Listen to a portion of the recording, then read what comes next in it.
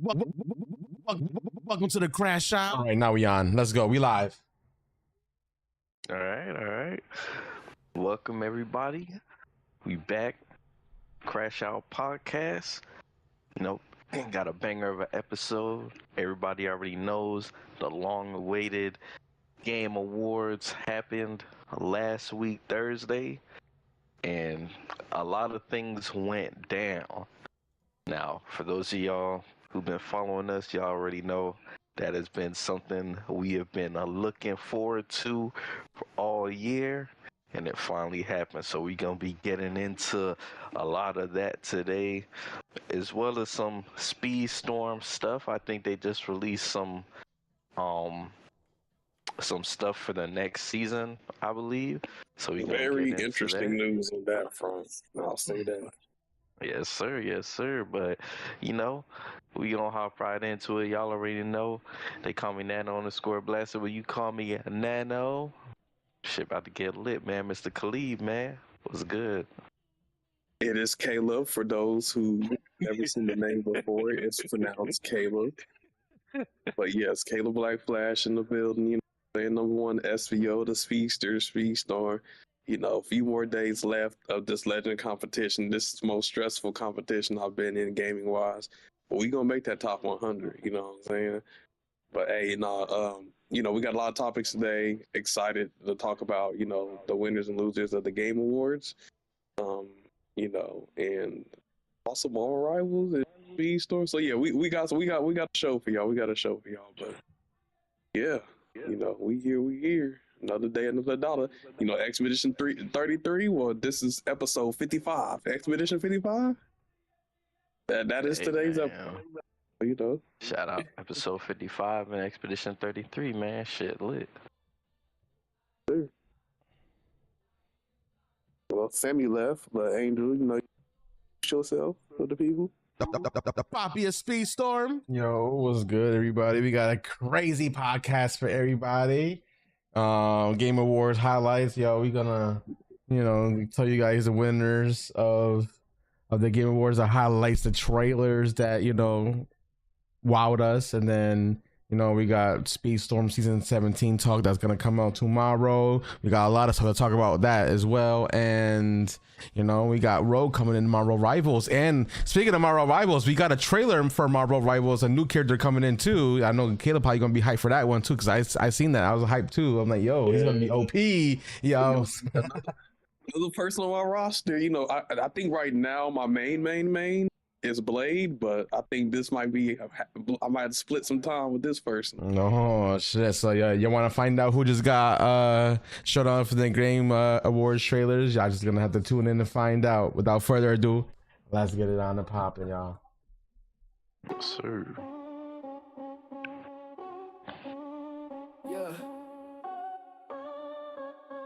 Yeah. Welcome to the CrashOut. Put your seatbelt on me, cause we about to lash out. If you hating on the crew, you getting thrashed out. Man, we going so fast, we about to pass out. Pockets for the gamers, man, it's time to ride out. Welcome to the CrashOut. Put your seatbelt on me, cause we about to lash out. If you hating on the crew, you getting thrashed out.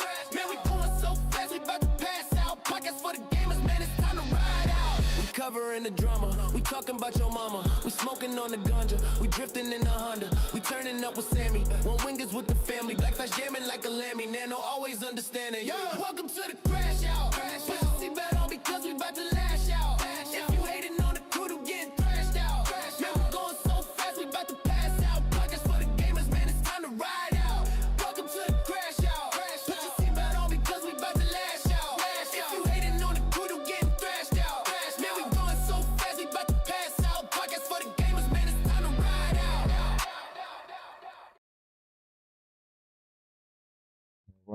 All right.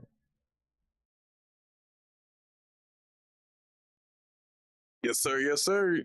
Well, we back. So, the topics we got for today, we got Speedstorm, we got Rivals, we got the Game Awards, we going over the winners and losers, and we got some Expedition 33 news. They got some free updates. We got some Hollow Knight.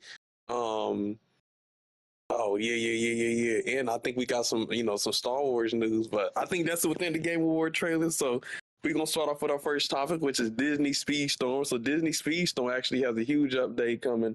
Season 17. They just dropped a video going over the new season, the new characters and all their abilities, and the mid-season races, which is bittersweet, but overall, it seems like these characters were never going to be a season. So the fact that they're mid-season is a W. But we gonna go over it. So, Angel posted the video link. What's it called in the CrashOut chat. So if you can play that, and then we can watch it and then go over and give our thoughts on season 17 and everything to come. Sweet 17. Yep, and everything's there. You just gotta scroll up.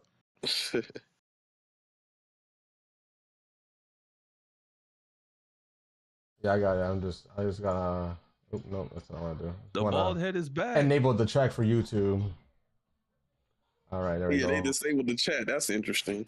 Well, they said they were going to do that, though. Why. They said they were going to do that. So that's actually common knowledge. Tired of the criticism. They say, I'm tired of y'all talking this and that in the chat. Maybe y'all should work on your freaking All right. Without further ado, this is season 17. I can't even talk. 17 first look trailer.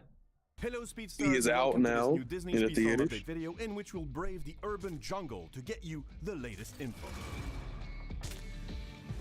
This next update, get ready to hop on the streets of amazing Zootropolis with brand new tracks inspired by Disney's Zootopia. We're also welcoming 3 new racers to mark the occasion. The first new racer is ready to hop on the case. Judy hops. When another racer overtakes Judy in the middle of a race, she turns on her police headlight and gains a speed boost. Also, when using her special ability, her cart starts glowing red and blue, and any cart she collides with will be stunned for a short duration. However, when charged, Judy uses her carrot pen recorder to record the skills cast from the other racers for the next 5 seconds or up to 3 skills from non-unique power-ups. After the recording ends, or once she's recorded the maximum number of power-ups, all the power-ups recorded are executed in order of recording, giving her a significant advantage for a short duration. Our second racer is always looking for the perfect ice cream, Nick Wild. Nick's uncharged special ability allows him to throw melting popsicles in front of a few racers. Each racer that passes over the pool of melted popsicles immediately has an increase in nitro consumption for a duration. And for each of them, Nick gains a nitro regen over time. When charged, Nick drops multiple popsicles on the track behind him. Each racer who picks up one of them will also have their nitro consumption increased, while Nick gets an even bigger gain in nitro regeneration. You might know our third racer from his work at the DMV, but rest assured, he knows his way around the racing track as well. Flash usually drives at a fixed speed a little bit under his top speed, but his prudent driving style also prevents him from being stunned. When using a special ability though, Flash gets his car tuned up a little, gaining a bonus to his acceleration and top speed. The further Flash is from the first position, the bigger the duration. When charged, however, Flash uses his authority as a DMV worker and stamps the permit of the leading racer, slowing them down for a duration. Get ready for Catch the Suspect Speedrun Challenge, the very first special event for which you could win not only in-game prizes, but real-life money. Excited? So am I. Disney Speedstorm is partnering with Speedrun.com for a very special first-of-its-kind collaboration event, during which the best racers can compete for a chance to get their hands on a slice of the $5,000 prize pool. For more information about how to participate, click the link in the description down below. And don't forget to load up on all the popsicles you can carry before you hop into the races. This update's mid-season racers are Cusco and Yzma from Disney's The Emperor's New Groove. Also, this season's free characters are Disgust from Disney and Pixar's Inside Out, and Captain Barbossa from Disney's Pirates of the Caribbean. The supercharged characters this time around are Minnie Mouse from Disney's Mickey and Friends, Randall from Disney and Pixar's Monsters, Inc., Kermit the Frog from Disney's The Muppets, Fix-It Felix and King Candy from Disney's Wreck-It Ralph, and Hades from Disney's Hercules. This new season vault is big on heroes with Baymax, Hero Hamada, and Honey Lemon from Disney's Big Hero 6. Thank you so much for watching, and we'll see you on the racing tracks with this new Disney Speedstorm update coming your way December 18th.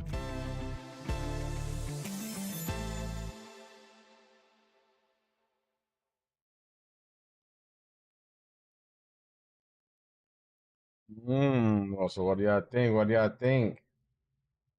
All right, I guess while we talk about this, you can have this video replaying in the background because Hello, one thing Speedstars, they and had the welcome to track this new showing. I'm like, yo, this track kind of look fire. Lots of open space. You know, I remember, I don't know, yo said like Crossworlds. What's it called? Crossworlds. Maps were very wide, but it looks like this, very open. This track seems like it's very open. You know what I mean? But So speaking on tracks, this might sound like a hot take, but they finally did it. They did a season where Jungle Ruins is another track. I'm not gonna lie to you. When I was watching the video and I seen them go through the track, I was like, why does this track look like a reskin of like Jungle Ruins, Arendelle, and freaking Incredible Showdown? is that what you think this new map looks like? Yes. Yeah, where'd you get that from this? It looks like it's a reskin. It looked like they took bits and pieces of the different tracks and added it into this track. That is definitely a hot take. No. That's definitely a hot take. I don't know, man. Hold on. Okay, so where do you see the jungle ruins part at? Is it just a grassy area? No, okay, so They had a big tree. The part where not just the tree, the part where it like kind of splits off and it dissects into like two different tracks. That reminds me of the one section of Jungle Ruins where it does that as well. But Yeah, then, it's not the same. But then when they're in the snowy part, when the trailer just started, I was like, this looks like a corner from Arendelle. Like this looks like a corner specifically that they took out of Arendelle and used here, and then they just like reshaped it and reskinned it. And don't get me started on the city background. The city background reminds me so much of an Incredible Showdown. I'm like, You definitely reaching. You definitely reaching. I don't know, man. That's crazy. I didn't get none of those vibes when I watched this trailer. They didn't give y'all a track for one season, and then they said, "Yo, let's get lazy this season." Oh, Sammy, you just trying to get this game bad press. Crazy. How are they lazy? This track looks like a lot of work was put into it. Look at Yeah, this chick looks phenomenal. Building. What the video showing right now, that's the only part that looked new and fresh to me. That's crazy. But I don't know. When they were going through the track, some of the areas look like reskins. I mean, it's Disney Speedstorm, so I mean, the game's gonna look similar, like different tracks, because it's the art style. Right there. That section right there looked exactly like Jungle Ruins. No, it doesn't. I don't know. Bruh. Jungle Ruins doesn't have what's it called? Sammy, when's the last time you played a game? The concrete. Go back. If you go back, oh, we might be too far now. Yeah, maybe there's a delay. But Sammy, when's the last time you played this game? Do you remember what Jungle Ruins looked like and Arendelle and all the other tracks? Stop it, because I used to be on those tracks, all these other tracks. Shit. You've been playing too much Arc Raiders, man. Your judgment might be clouded. I don't know, man. Overall, I will say recently, it seems like Disney Speedstorm have been cooking with their new tracks. They definitely seem very dynamic. The environments are very good. Definitely effort put in. I mean, after coming off Winnie the Pooh season and us not having a track, I think, having a quality track after that is good. So, we'll obviously. That's why they took off the comments on the video. People are going to probably talk about where's Winnie the Pooh's track. There's no comments. Remember, it turned off. I know, but that's what I'm saying. Do you think that's why they took the comments off? Because they figured people were going to complain about Winnie the Pooh not having a track? People complain about Tails and the monetization. I mean, I think they're over it by now, to be honest. At this point, there's no point to complain about no Winnie the Pooh track when it's not going to change nothing. The season's over with. They should have made Winnie the Pooh a mid-season if they were going to do no track. Well, we get a little off track. We don't want to go, too long. Yeah, Sammy's too busy hitting the game and shit, bro. It's just crazy. I got one question. A real question, a serious question. So I know Zootopia 2 just came out and whatever, but do you think this was the better franchise to put into the game at this point, knowing that Avatar is releasing this Friday? Do you think Avatar should have been the franchise that came to the game? Yeah, Avatar. What do you wait for? What? I mean, I feel like James Cameron's Avatar, the blue aliens. yes, it is Disney, but like I feel like it's not like Disney animation, you know? Yeah. This is Disney Yeah, Pixar. they want to focus on like. You can't say that I in the guess. Pirates of the Caribbean in the game. Yeah, I mean they do have that. That's the only live action movie that they have on here. Now, technically, Avatar's not live action. It's more CGI. Who has Avatar? Who has Avatar? Disney. Avatar has its No, own. but are you talking about like a game? Is that including Avatar, or are you just talking about the movie? He's talking about the blue alien avatars, but in the game as racers, like their Avatar season. So like maybe the map's Pandora, and then you have the Navi. They as put one of the Tron in characters. here. They put Okay, so Tron is another live action that they put in there. Okay, so Tron and They Pirate. could have Avatar. I mean, they could. I'm thinking they could have really cooked because they went back to the old Avatar game that they released like 2 years ago and added a DLC for it for the new movie. It looks like they're trying to use games that are already out there for Avatar and try to promote the movie. So I'm thinking, well, Disney Speedstorm is low key their kind of property, even though they're working with Gameloft. Why didn't they just partner with Gameloft and say, okay, we want Avatar in the game as well? I feel like they would have to do that eventually because I feel like they would have to do didn't that ahead of time, to be honest. they own Star Wars and not adding Star Wars, and like obviously these things are developed years, months, before they even come out. So I think maybe they were, focus on this certain. They had to pick and choose certain franchise to focus on. So if this is going to be, there's 2 Disney movies coming out, and one's more like live action. Because you got to think about it. Avatar is more. It's not really like kiddish. Like I feel like a lot more kids that play Disney Speedstorm, or the audience that plays Speedstorm, it's probably more so. Yeah, but you say that in with Tron's in the game. Zootopia than they Tron's are not really for kids. Kids don't even understand Tron. I mean, Tron though, it got like it's very iconic though. It's kind of like similar theme. But Avatar has nothing to do with like racing. Tron is like literally have bikes. They have vehicles and stuff. Avatar is just some aliens. I think you're picking and choosing at this point. But I think the one question from there at this point I should have asked Angel was, in the leaks, did it ever mention Avatar? No, not at all. Not at all. I mean, there's new leaks. I don't know if you guys seen the new leaks, but there is new leaks. No. Oh. Yeah, I heard that there were new leaks. There is new leaks. But before we do that, before we go, we gotta go with this. Hey, we are so topic. Yeah. Y'all motherfuckers talking about Avatar when we supposed to be talking about Zootopia. Samuel, we were trying to add characters and shit. You know what I'm saying? He's trying to throw us off guard and shit. It was a genuine question because I know Avatar's coming out this Friday, and I'm like, usually when Speedstorm, does a season and it's a Disney movie coming up, they kind of like that's why they did Zootopia. You know what? I'm see how we go for hours because Sammy be throwing some stuff at us. I ain't want to be the one to say it. I ain't want to be the one to say it, but damn. So I'm the big bad villain. All right, bet. Oh shit, damn. No, bro, well, Avatar. We trying to go over Judy Hopps and her abilities, and this dude brought up some blue people. the blue people in Speedstorm. No, but like to talk about the trailer though, do y'all think Flash is gonna be another heavyweight speedster? Probably. I think they showed the classes. I think I think he is. He is a speedster. So you know what he reminds me? He reminds me of a combination between Jumba and Eeyore. So like Eeyore's tap, it's kind of like his like speed, and then he also has like a thing that targets the person at first, but it slows them down. So I feel like he's definitely going to be strong. He definitely seems fun and fast. So I'm definitely going to be looking forward to Flash. He'll probably be the part 2, unfortunately. Maybe save the best maybe chapter 6. Well, so yeah, Judy Hopps seems very fun. I like her ability where she's basically she's the ops, or no, she the 5-0, she the popo.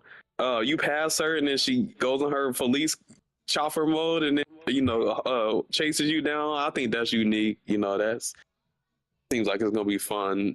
So she seems like she's gonna be an interesting character. Wait, so the cart turns into a chopper? Yeah, like the moment somebody passes you, all of a sudden the lights go off and then she starts, hawking you down.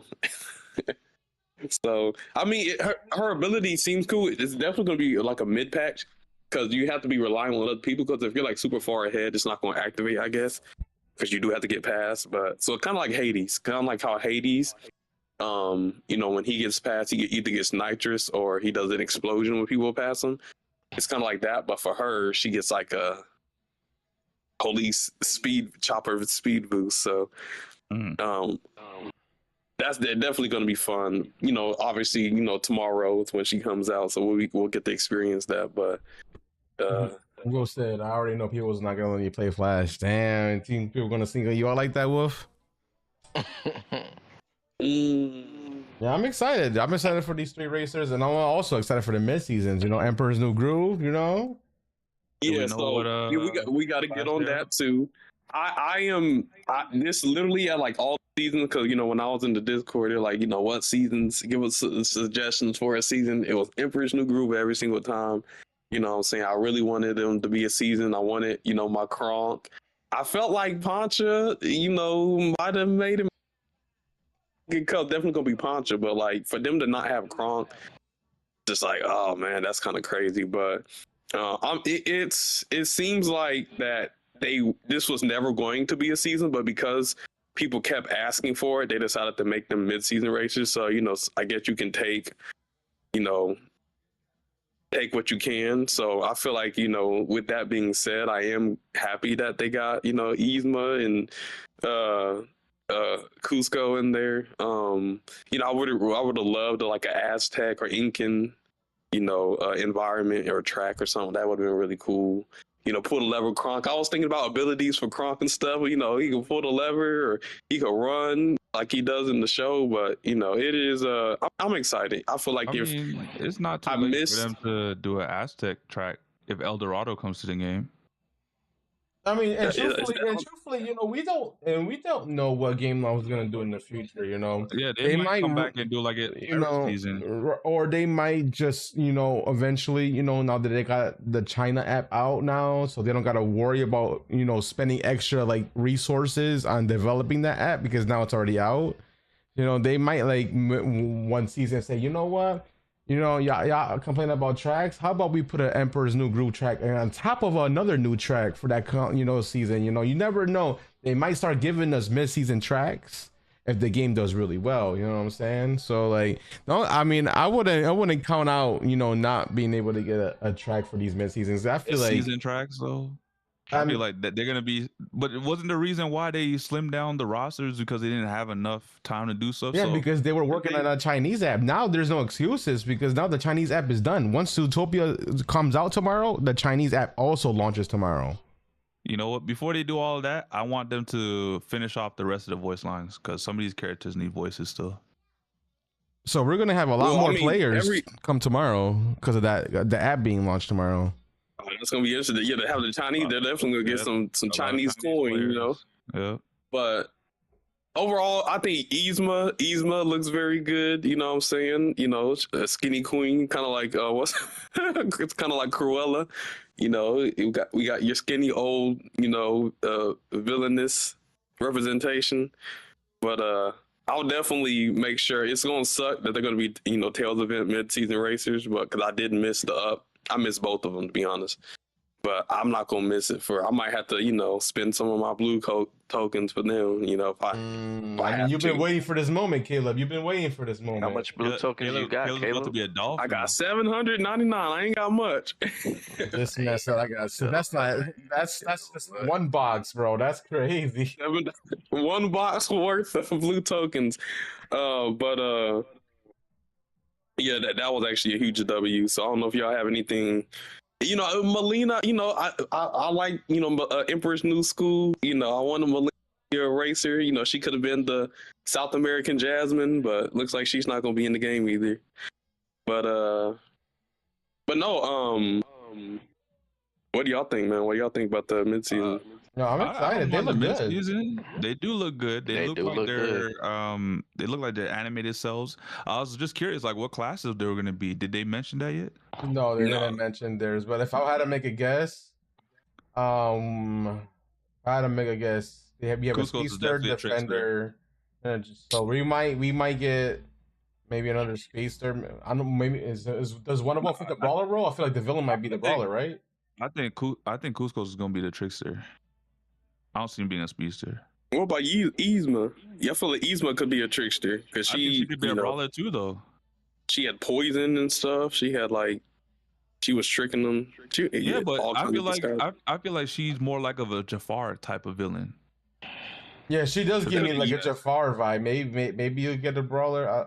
I mean, there will be no brawler this season if that's the case, because one of the mid seasons will have to be a brawler.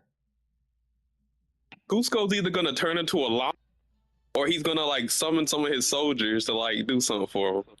I feel like it's gonna be one of those two things. But yeah, so yeah, obviously Emperor's New Groove's the mid-season, so that's dope. But I guess the next thing in this trailer, the speed run. So it's $5,000 worth of prize pool. For the community, there's gonna be a time trial event. So how much? $5,000 worth of real USD money. So right here. Re-download the game. Run challenge right here, guys. Look at that. $5,000. What's like the? Oh, I can. You want me to break it down? You want me to break it down? It better be regular. I got the website pulled up right here. So basically, the category is basically it's regulated. It's local free play. So it's regulated, so you don't have to worry about that. It's local free play, 3 laps. I don't know why the CPU difficulty is any, because at that point everybody's just gonna put at the lowest difficulty so they can focus on it as fast as time. CPU racers is 70, speed mode is any, which I don't know why they put speed mode and any when it should be very fast, because they're talking about level 50. So I don't know why I'm assuming it's probably gonna be very hard difficulty and very fast. It should be the speed mode. I don't know why they named it like that. But that's so it's regulated, so you don't have to worry about Wells beating you guys. There's 15 tracks. So this is a speed run where you're running 15 tracks. These are the tracks right here. You got Zootropolis, you have A Pirate's Life, you have The Castle, Jungle Ruins, A World of My Own, A Nightmare Festival, Andy's Room, Mount Olympus, Silver Screen, Toon Village, Kauai, San Froyo, Incredible Showdown, Agrabah, and then another Zootropolis map. So you're opening up the speed run with Zootropolis and also ending it in Zootropolis. You know what? I'll say a positive. The amount of times we ran through Pirate's Life, Castle, Jungle Ruins, Andy's Room, Mount Olympus, Silver Screen, Toon Village, Kauai, all because of the freaking divisions and World Cup. Some of us, it's just gonna be like second nature driving on these laps. And they give you they don't give you the variation number, but they tell you the variation name of each of these maps, so you'll know which one. Hold on, you have to do this in order. You have to do this in order, and you have to do this in one sitting. One sitting, and you have a 5-minute break that you have in total, and for these 15 races. So if you didn't want to take a quick 2-minute break while on race 7, you can do that, and then take another one at race 13. You still have a minute left, but it's 5-minute breaks. You have to live stream this, guys. If you want to be on this shit, so you have to live stream this. You ain't getting paid. That's just how Speedrun gets their information, though. That's why you have to live stream this, because you have to run their speed timer. You have to run their overlay to actually, you'll have it right on your stream, and you'll literally write down each of these times. So you would have to use their overlay, which means you would have to somehow not stream on console, because you won't be able to do this. Yep, if you're a console streamer, that excludes you. But I don't know, because it says optional, so maybe it is optional and you can just record your gameplay. If it's optional, then yeah, because if you're streaming it, you're showing that you're getting certain times. That should be what matters. But here it says Submission requirements. Video proof must include game audio, be a minimum of 480p, 30 frames. Start during free play setup and continue until at least 5 seconds after the run has concluded, which means race 15. Keep the in-game timer visible for the entire run. Players may take breaks between tracks for a total of 5 minutes across the entire run. No macros, auto clickers, or external tools. Can you use any character? It's going to be Judy or Nick. Judy or Nick. It says complete a set of 15 Disney-inspired tracks back to back with 3 laps on every track with using either Judy or Nick. If you submit a run at 40 minutes and 1 second or faster of combined in-game time, you will earn a unique in-game license plate. So if you get, your total run being less 40 minutes. Well, you think about it. Hold on. 40 minutes is actually makes sense if you think about it. It just say, for example, each track is 3 minutes. 3 times 15 is 45 minutes. Yep. Yeah, we know how this goes. We do division 10 races and it lasts like an hour. So, that's what lobby time. So, yeah. Hold on, but the best part is it looks like the pool of money isn't just like the top racer gets. No, the number one gets 2,000. Number 2 gets 1,000. Number 3, the podium is going to get a pretty nice hefty amount of money. So it's 5K. So they kind of like lied a little because they said 5K was going to be the top. They said 5K prize pool. Yeah, they didn't lie. Yeah, they didn't lie. Just the prize pool. And then 4th place gets 400, 5th gets 250, and then from 6th all the way to 10th, you each get $150. So even if you reach 10th place on this, you're still getting 150. Yeah, 150. That's better than what I'm paying Caleb. The Speedstorm going to come back. Caleb said money's on the line. This might be a redemption from Douse, man. You won't get your money this time, Caleb. At least you get your money. Where's my money? Douse had an update. He said he gonna pay us in January. Hey, Man, he gonna pay you on tax time. That's kind of crazy. Who said that? He gonna pay you his time? No, I will say there's something bad. This is gonna bring out all of, top players and all the I'll be signing up for this, man. We'll send it. So might have to. Yeah, don't you like your town child regulator? I know you do. I do, bro. I do. I know Soft Rallis does. So to piggyback what Wolf said, because Wolf said they turned the Brazilians off. There's a reason why, Wolf. It's nothing that they wanted to do. It's because of your laws in your country. So it says here, not open to citizens of China, Cuba, Iran, Italy, Russia, Belarus. I'm gonna butcher some of these names because I don't know how to say it. Kherson, Zaporizhia, Crimea, Donetsk, Luhansk, regions of Ukraine, Syria, North Korea, Brazil, Myanmar, formerly Burma, and Sudan, and any other jurisdictions where the contest is prohibited or restricted by applicable law. So that is nothing that they can do about that. That is your country's law, Wolf. So take that up with Brazil, not with speedrun.com. Wait, so Brazil can't compete for this because is there a law that says Brazil or people in Brazil aren't allowed to compete for money? I mean, Brazil. I don't know where it says they're gonna lie about it. He searched it up. So what the heck are they? Well, their lawyers must have looked it up. Discord, that's why. No. I mean, maybe Wolf didn't look for it in the right way. I'm telling you, these guys got lawyers that be like, hey, yo, there's a reason why they're not being able to play in these countries. Like, they're not gonna just prohibit a country if there's not a reason for it. So they probably talked to their lawyers. The lawyers say, "Hey, we can't do it in Brazil and all these other countries." I know for a fact. I know why China's very restricted in their country. So like that's another one. China's very restricted. So I mean, it sucks though because they just opened this up in China. They're at, but Chinese laws and shit like that. They don't want to. Fuck that shit up. And somebody said VPN in, and honestly, guys. Even if you VPN in, when you win, you got to give them your personal information. So once they find out you're in Brazil, you get disqualified. So there's no even point in trying. Whoa, VPN to Canada? and we'll split the money. That's crazy. Dog, I got you. Sammy, Wolf. bro.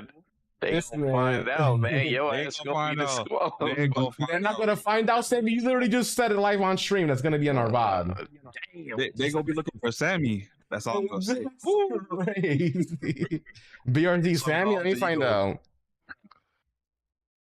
Yeah, that's one thing I did see that. So yeah, there's a lot of countries that are not gonna be allowed due to law. You have to be 18. So sorry, You Camp have to Turbo, be you can't join. Damn. Well, runs that are eligible for prize winnings must be live streamed. There's one you have to live stream, and you have to have the bot attached. Because a lot of people that play Speedstorm don't stream. Hey, Wolf said he's gonna go play as 604 Lucas and take the money. Touche, my guy. Touche. Yo, if I'm one of the people that like constantly gets like top 5 for like time trials, I'd be looking at this like, oh yeah, Soft this is Rowlet? shit, And man. and you have unlimited tries too, guys. By the way, so you can do these runs for unlimited amount of times, and you have to submit them by December 27th at 11:59 p.m. UTC, whatever the hell UTC is. Man, when we I'm needed going for PQ it. most, And also, runs must be He performed vanished. between challenge start and end. So you gotta do. If you start it, you got to start and end it. You can't just start it and then pause, take a break, and come back. hold on. What if your stream goes down though? Then you gotta restart it. Go. This stream got Restart it, start all over. What if you had the best time the first You time? gotta when your restart stream it. goes down? You gotta That's restart it. crazy. I They mean, holding you guys. Sammy, come on now. Have you not watched how these speedrunners do it? Like if shit crashes, shit, they get frustrated because they know they gotta restart it. That's just the nature of the beast in speedrunning. Yeah. Fuck all that shit. What you think you think they supposed to give you leeway for that? Could you? I mean, that would be the nice thing to do. Could you imagine scoring the How highest would you time the get- first how time would you around, get- and then you can't beat your own time? I mean, what they got to do with anything? If your shit crash, your shit crash. Yeah, but that's not on you if your shit crashes. That's on like. Oh, that's not on them either. But they're the ones that's dishing out the bread. They should allow one crash. So that is, the duration says 1 week and 1 day. So that's gonna be the duration of the event, and it starts on Friday, December 19th. Dang, it's like I'm going straight from what's it called? The legend competition in cross. Now the speed running the speed. Damn. So Caleb's Damn, about man, to I be gotta- bald after this shit. Now I After gotta, this, Caleb's gonna be bald. I gotta learn the Zootopia ass map, bro. it's since there's two characters, you have to learn the character and see Yeah. their strengths and weaknesses, and then see Also, which character's best for each track, and then try to execute. no purchase necessary to enter the challenge, which means You get that the character Game for Loft free. is gonna give. They're not gonna give you the character for free, but they're gonna For the event, at allow least. Nick and Judy to be playable in local free play. Yeah. So that means you don't gotta buy the season pass to participate. That's also big You know- news for people you that know want to what? participate in this. The WC's in Game Loft. I ain't coming back though. Hater, bro. Oh my god. Sammy's a I need more. I Speedstorm need hater, more. bro. After what they did to me, I need more. And the challenge is live, and then if you submit verification, it'll tell you like pending verification, and then the challenge is ended. I'm assuming you guys would probably want to sign up and make an account for this to be able to submit your stuff. If you're going to be doing the speed running, speed running, Speedstorm challenge right here. I even put my map tag guide in here. Wait, hold on. So No. the title is the title only available on their website, or is it going into the game as well? I 'Cause have it no says- idea. I have no Okay. idea. All I know is that this is the format that they're doing. This is the And wouldn't it be dope if they did this, but like for like a tournament, Yep. like an actual tournament? I feel Yep. like that'd be I fun. mean, I think this is probably Game Law's first attempt in doing something like this. If this goes really well and a lot of people participate, they might do more. So This y'all, is what tournament mode should have been. yo, for real, like if you guys want to participate. The more numbers we get, Game Loft might do more of these. So who doesn't want to win cash prizes for being good at the game? So like, Yeah. No, let's make this a good event. All you guys need to got the money to participate. do it. Guys, participate because this means GameLoft might, put in work to make this game great again. And then I might come back. Hey, you might as well try Wolf. You could probably still, you might not be able to get the prize, but if you, participate, you might still show that, So if someone you needs were to eligible, give, you might get a W. Oh yeah, cool thing about this. A call, Soft Rallis a call, and Maxi a call.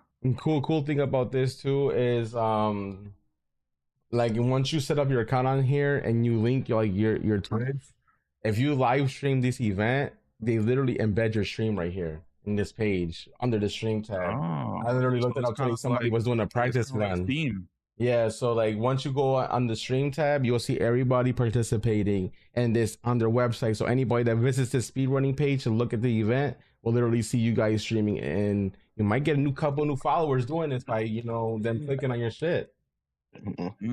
I guess the only thing is, since everybody got to stream it, everybody's gonna be able to see how everybody got the fastest time. Yeah, so then they gonna be like, "Oh, the last streamer." Oh yeah. Stream that shit, Wolf, so I can see your secrets. Well, who said that? Oh,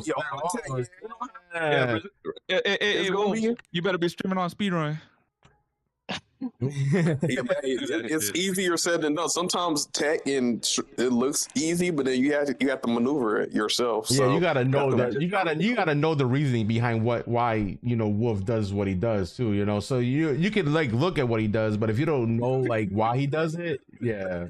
You see, I like how people an example on what's it called, Agrabah. Like that hill where you jump and you get like a speed boost going downhill. Some people they just see us jumping and they just be spamming the jump, not knowing when to jump. Right. They don't got no boost. Instead, they're wondering why they're not doing nothing. That they lose boost. Yeah. Like, this is slow. How are they doing this? I'm like, you have no boost. Hey, we'll say live stream title: Disney Speedstorm Speedrun Real Winner. We gonna see. That's crazy. That is crazy because I literally said that, with the speed run, I was like, man, Wolf is going to be probably the one that's going to be the guy to beat in this, with his time. And then I found out that Brazil was not even not being able to participate. Like, damn, I'm like, Wolf really just got asked out of winning free money. I know the real reason why they banned Brazil. It ain't about no laws. Is that they heard about Brazil's Discord and they're like, fuck that. They know what they're doing over there. So you're saying speedrunners got a vendetta with BRZs? That's crazy. Yeah, they saw how they were doing in the hyperbolic time chamber in that Discord, and it was like, oh shit, you can't. But now that I think about it, even if I did come back and I did place for the money, it would be so nerve-wracking because everybody's gonna be constantly playing the game, but then that means I'm gonna have to keep playing the game, and then the run's gonna be frustrating if you fuck up, and then I feel like it might be, at least for me, more stress than it's worth. Oh yeah, speedrunning. So, I don't know. You're gonna be a little bit rusty. That too. While people were all well warmed up, still playing. This man pulls out that you're also gonna be rusty, by the way. Like, that's crazy. If I can get that free money, forget it. It ain't stress. I ain't racing against nobody. Shoot, I'm just free balling myself. Hold on, Caleb. This is worth being bald by the end of this month. Hey, they got Monaxidil before the screen that you. They got Caleb. They got Monaxidil. You be all right. Over there on Crossworld, bro. But I mean, this is fun. I can't wait for something like this. Yeah, if anything, I'm stressing out more than Cross. Man. You got a ratio 3 minutes straight just for 3 points, 5 points and stuff. You got a freaking back level 4 level. Like, bro, that's stressful. This ain't gonna be nothing. I'm gonna be fine. And then I mean, that's pretty much it for that speedrunning stuff. So real quick, Angel. So I did post. We're gonna move. I did post. What's it called? Let's go over. The new characters in their class real quick. Post them in the CrashOut chat. Before we move on, I wanted to know vehicles. What are the supercharges for the characters this season? Because I know they mentioned they went over in the video. Hades actually gonna be clean now because he'll probably Can when he we uses see his like the stat. stats on the screen? What's going on here? No, the superchargers. There's no like information of what the superchargers They stopped do. doing the community pit stops on those. No, they do have the patch notes, and we're going before we go over the community balance changes and patch notes. Let's just go over these pictures real quick, and then we can get to the balance changes. Is it Judy Hopps, class defender? Judy Hopps. Unique skills. Name is on the case. Chase is on the case. Hey yo. So they did show it in the trailer, but she is a defender. So the card, she got the little muscle card. And then we got Nick Wild, species Fox, class brawler, unique skill name, the perfect ice cream man. Honestly, he seems like the most lackluster out of the three characters, to be honest with y'all. Oh wait, I said brawler. I forgot Nick is a brawler, bro. Yo, his personality is such a trickster that I forgot they made him a brawler. Yeah, they did. That is the brawler for this season. Never mind, that is the brawler for this season. Let me shut up. That is the brawler. Okay, so we definitely need tricksters then for the mid seasons. Yeah, that's why I said Cusco's gonna be the trick. Yeah, or I'll see Yzma for sure. Or potentially tricksters. And then we have they could be. Then the Flash. Also, by the way, yo, their cards, they actually did really good with their cards for this season. I will point that out. Yeah. They look like little mini Mustangs. Yeah. Which I like. Species Sloth or Camaros. Class Speedster, unique Speedster. Let's go. More Speedsters. Unique skill name. Nice to see you too. Very slow. And then we have after that Yzma and Cusco. They show off the Cusco card, which looks amazing. It got the little Incan Aztec design. Very dope looking vehicle. Probably one of the best vehicles I've seen. That is a nice looking vehicle. Damn, I like the rim design and the whole aesthetic on it. Yeah, they did. Damn, let me find out Game Loft trying to up their game right now on their designs. Yeah, so I love indigenous South American design. Looks amazing. But I guess lastly, some of these patch notes. So first we have the community pit stop season 17 patch notes. So let's go over that real quick. The video kind of went over some of it, but there were some of the things the video didn't mention. Oh yeah, there's some big changes coming up soon in the future. Real quick, cart colors. 6 new colors have been added for cart bodies for Mickey and Friends, Frozen. So you got some new colors. Obviously, the racer boost. There'll be some characters added. Okay, so Sammy asked about supercharged. So Minnie Mouse will be supercharged. Randall, Kermit, Fix It Felix, King Candy, Hades will be the supercharged racer. So honestly, Hades is going to go crazy. Abilities look like though. No, Hades will look like. But Randall, bro. Randall's gonna be interesting to see how they supercharge Randall. Yeah. Also, real quick before we go down to you forgot the top part, customization rewards. And so now we're gonna be getting avatar frames and profile banners, so we'll be able to customize our profiles in game. Oh my gosh! Let me guess, you gotta use vanity tokens for those. Yeah, so that's gonna be clean. I hate this crappy skipping that. Talking about some tournaments to be available for Baymax. Yeah, Baymax tournaments. Yeah. Oh, this is a big one though. Their fixes and improvements. This is the big one. The first starting off hot. Inactive players. So we've been asking for this for a long time. Inactive players using touch drive, aka RB drive, will now not be getting any points towards NPR player rank and events progression. Thank goodness. So all you RB drivers, you think you can just RB drive and you can climb the NPR, ain't gonna be getting nothing no more. So I love that. So that would discourage people from doing it, and then the people who are a champ and climbing will actually be legitimate and not no RB touch drivers. So hey, Sammy took them long enough, man. Dang, yeah, dude. It did. Shit. I was waiting for somebody to say some smart ass shit like that. What said that? It took way too long, man. It definitely did, bro. When did we mention this first? Well, I mean, Google to be was doing fair, this shit, right? look, to be fair, they did say that they stopped this before. Like they did mention this, like in the comment section that they implemented this change, but nothing happened and people were still AFK farming. But now I think they finally found how to actually fix it to where they're not going to get points this time.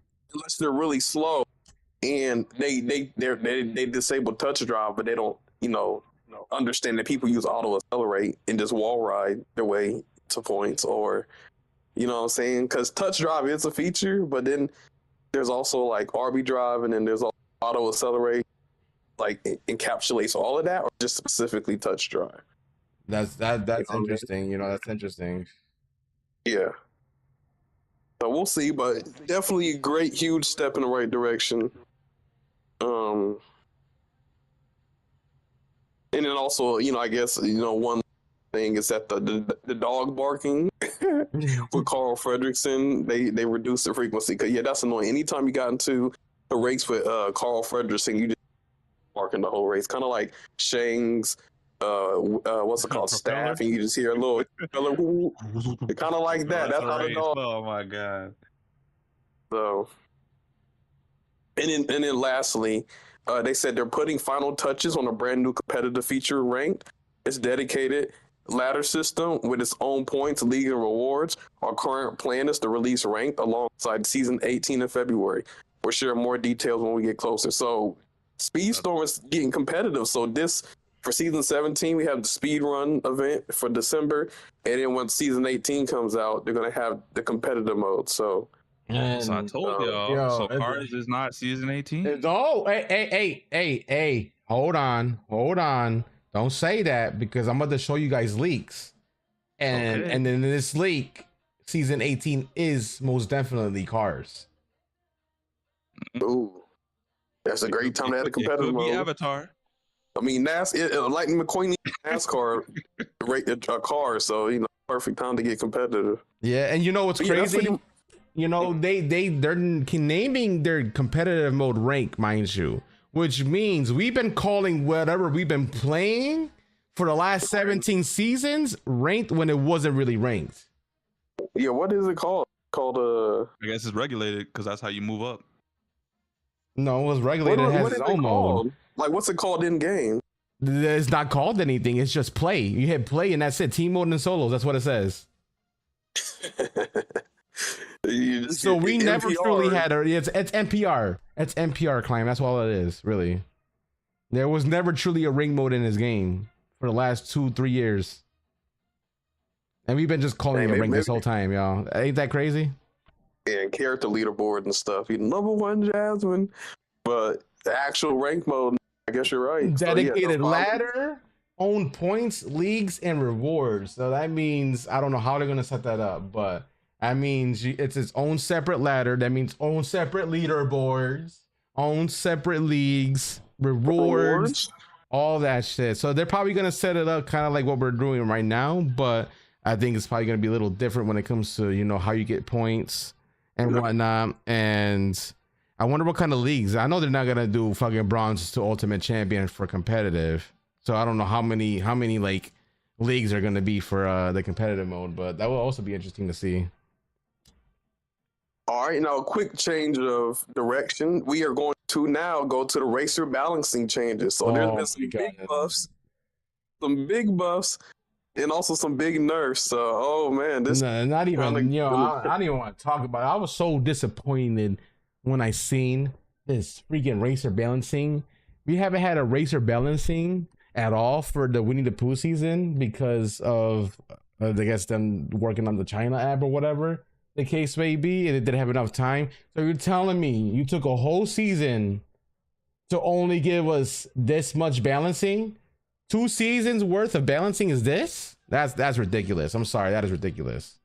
I expected a longer list than this. And you see why I don't play, right? But let's go over it. So we got Oogie Boogie with the hoodie, and top speed, acceleration, and boost has been increased. So that's going to be huge for Oogie Boogie because people actually sleep on him. He's actually pretty strong. So this actually going to take him above and beyond. I think a lot of people are sleeping. I mean, he's a skilled character. It takes skill to kind of maneuver him. But yeah, this is going to be a great change for Oogie Boogie. Then we got Hortensia. Oogie's going to be a valuable player in divisions going forward with this buff. Oh yeah. But hey, make sure he might be the go-to. Hortensia. So they're not buffing her normal. They're just buffing her supercharge. After the supercharge is activated, top speed is increased for a longer period of time. So I guess they felt like it was too short. Hey, you know what that means? You know what that means? This is the first ever buff or even change to a supercharged racer. So now we might be seeing changes to supercharges to other racers. Hold on, if they're OP or if they're too trash, Underwhelming. Let me ask y'all this. You think they're going to be using supercharged in ranked? The rank mode so if you really want to know, you want my honest opinion, this is a pay to win game. This is a game built on monetization. So rank mode is 100% probably going to be crew based. Yeah. I'm sure, supercharged are going to be a thing to incentivize you to, want to get certain characters supercharged. Because let's say you have like 2 characters supercharged, but then like a new character that comes out that's supercharged, and that's kind of the meta. Yeah, you can compete with your supercharged, but you want to do it with the other one, so it's going to incentivize you to spend money. Mowgli, the amount of nitro fuel Mowgli gets from his unique has been increased. So big Mowgli buff. So when he has his wolves out, he's actually his sustainability and front running potential is going to get even better. He's not going to run out of boost as much. So I mean, that is a huge W, but do you think he needed that extra like boosting? I feel like his boost management was pretty good. I think he needed it's good the way it is, but they probably did that for casuals. Maybe the casuals were struggling, but all the Mowgli mains, y'all in divisions, Mowgli go crazy. He's never gonna run out of boost at this point. Yeah, Mowgli's the go-to lightweight speedster. So yeah, dude, huge Mowgli buff. Yo, and this is a good one. This is a good one. I know y'all was waiting for this. Yes. I got her maxed out. I can't wait for her to get supercharged. So then I'm really gonna be eating. Tia Doma finally might get back into the. She might be a good lightweight trickster too. Now finally with this top speed increase. Yes. So I wonder how much it is, but big W for Tia. Now this next one is interesting. I think she's gonna be OP now. Racer Evil Queen has been increasing top speed stat. Now gets a small increase for the duration of the normal skill. Oh, they need that because the normal just kind of seem underwhelming. But the fact that she'll get a top speed increase, that's gonna be disgusting. For real. And then the last buff, Honey Lemon, bro. Honey Lemon. She gets a top speed and handling buff, and then her chem balls thrown on the track will now last longer, and now her top speed gets a small increase for the duration of the charge unique skill. So now the charge, remember when I complained that her charge don't last that long and if there's nobody behind you it's useless? Well, guess what? Now it's not useless. So if you front running with Honey Lemon, you chilling. Pulling away. Yo, Honey Lemon finna be cooking. She pretty decent, so she's gonna get even better. Well, now the unfortunate nerfs. Oh, buddy. When they say, you want to start good news or the bad news? Started with the good news, now it's time for the bad news. So the bad news, Will Turner has been nerfed. His top speed's already garbage. Why are y'all doing this? I beat Maxi with Will Turner. Don't nerf him. No, yeah, I don't understand this logic. This right here screams we don't play our game. Because why did Will Turner get nerfed? The only thing keeping him alive is his sustainability with his boost management. Reducing his top speed is going to make him trash like Ana. Oh, shit. We're going to have another Ana in our hands, bro. RIP to all the Will Turners out there. RIP. Oh, come on, Will Turner. That made no sense. The next nerf don't make no sense either. So, Sally, top speed has been decreased. I feel like her unique should have been nerfed, not the top speed. Right, it's not her speed that's the issue, because her being slower, she's gonna slow more people down. Okay, but nah, the C extra. But and then this next one, Racer Baymax, acceleration stat has been decreased Wow. And then top speed stat now gets a lower increase for the duration of the charge unique skill. So he's going to be slower whenever you use his charge. Why? Yeah. Here's my issue with Baymax, right?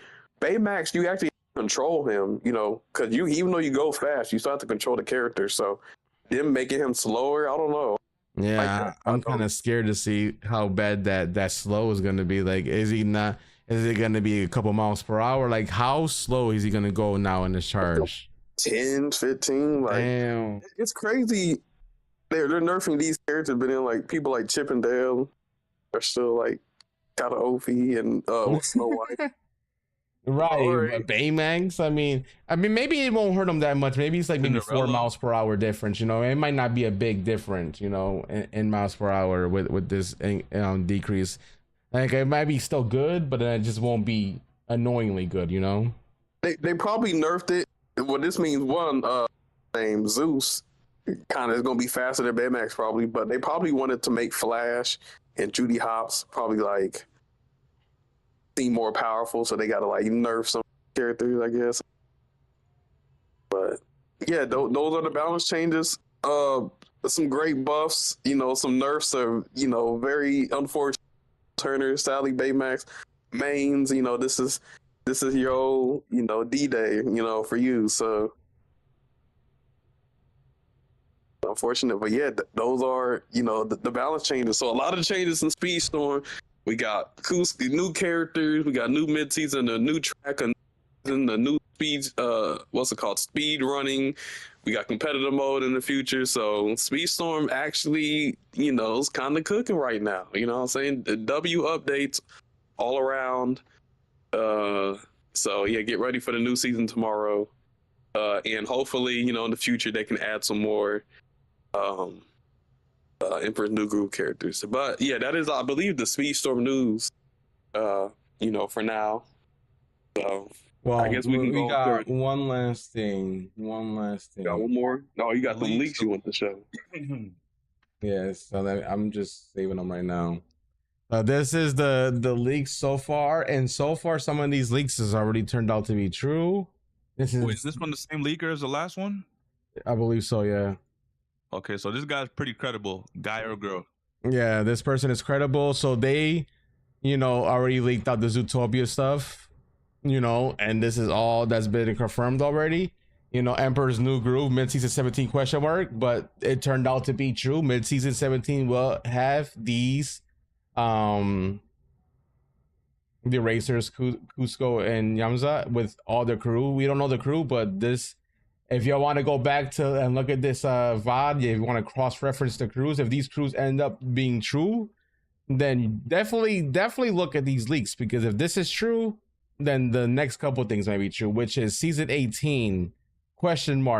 Cars. We got Lightning McQueen, Tomater, and Cruz Ramirez as the racers for the car season in season 18. Cruz Ramirez, can we refresh our memory? Which one is that?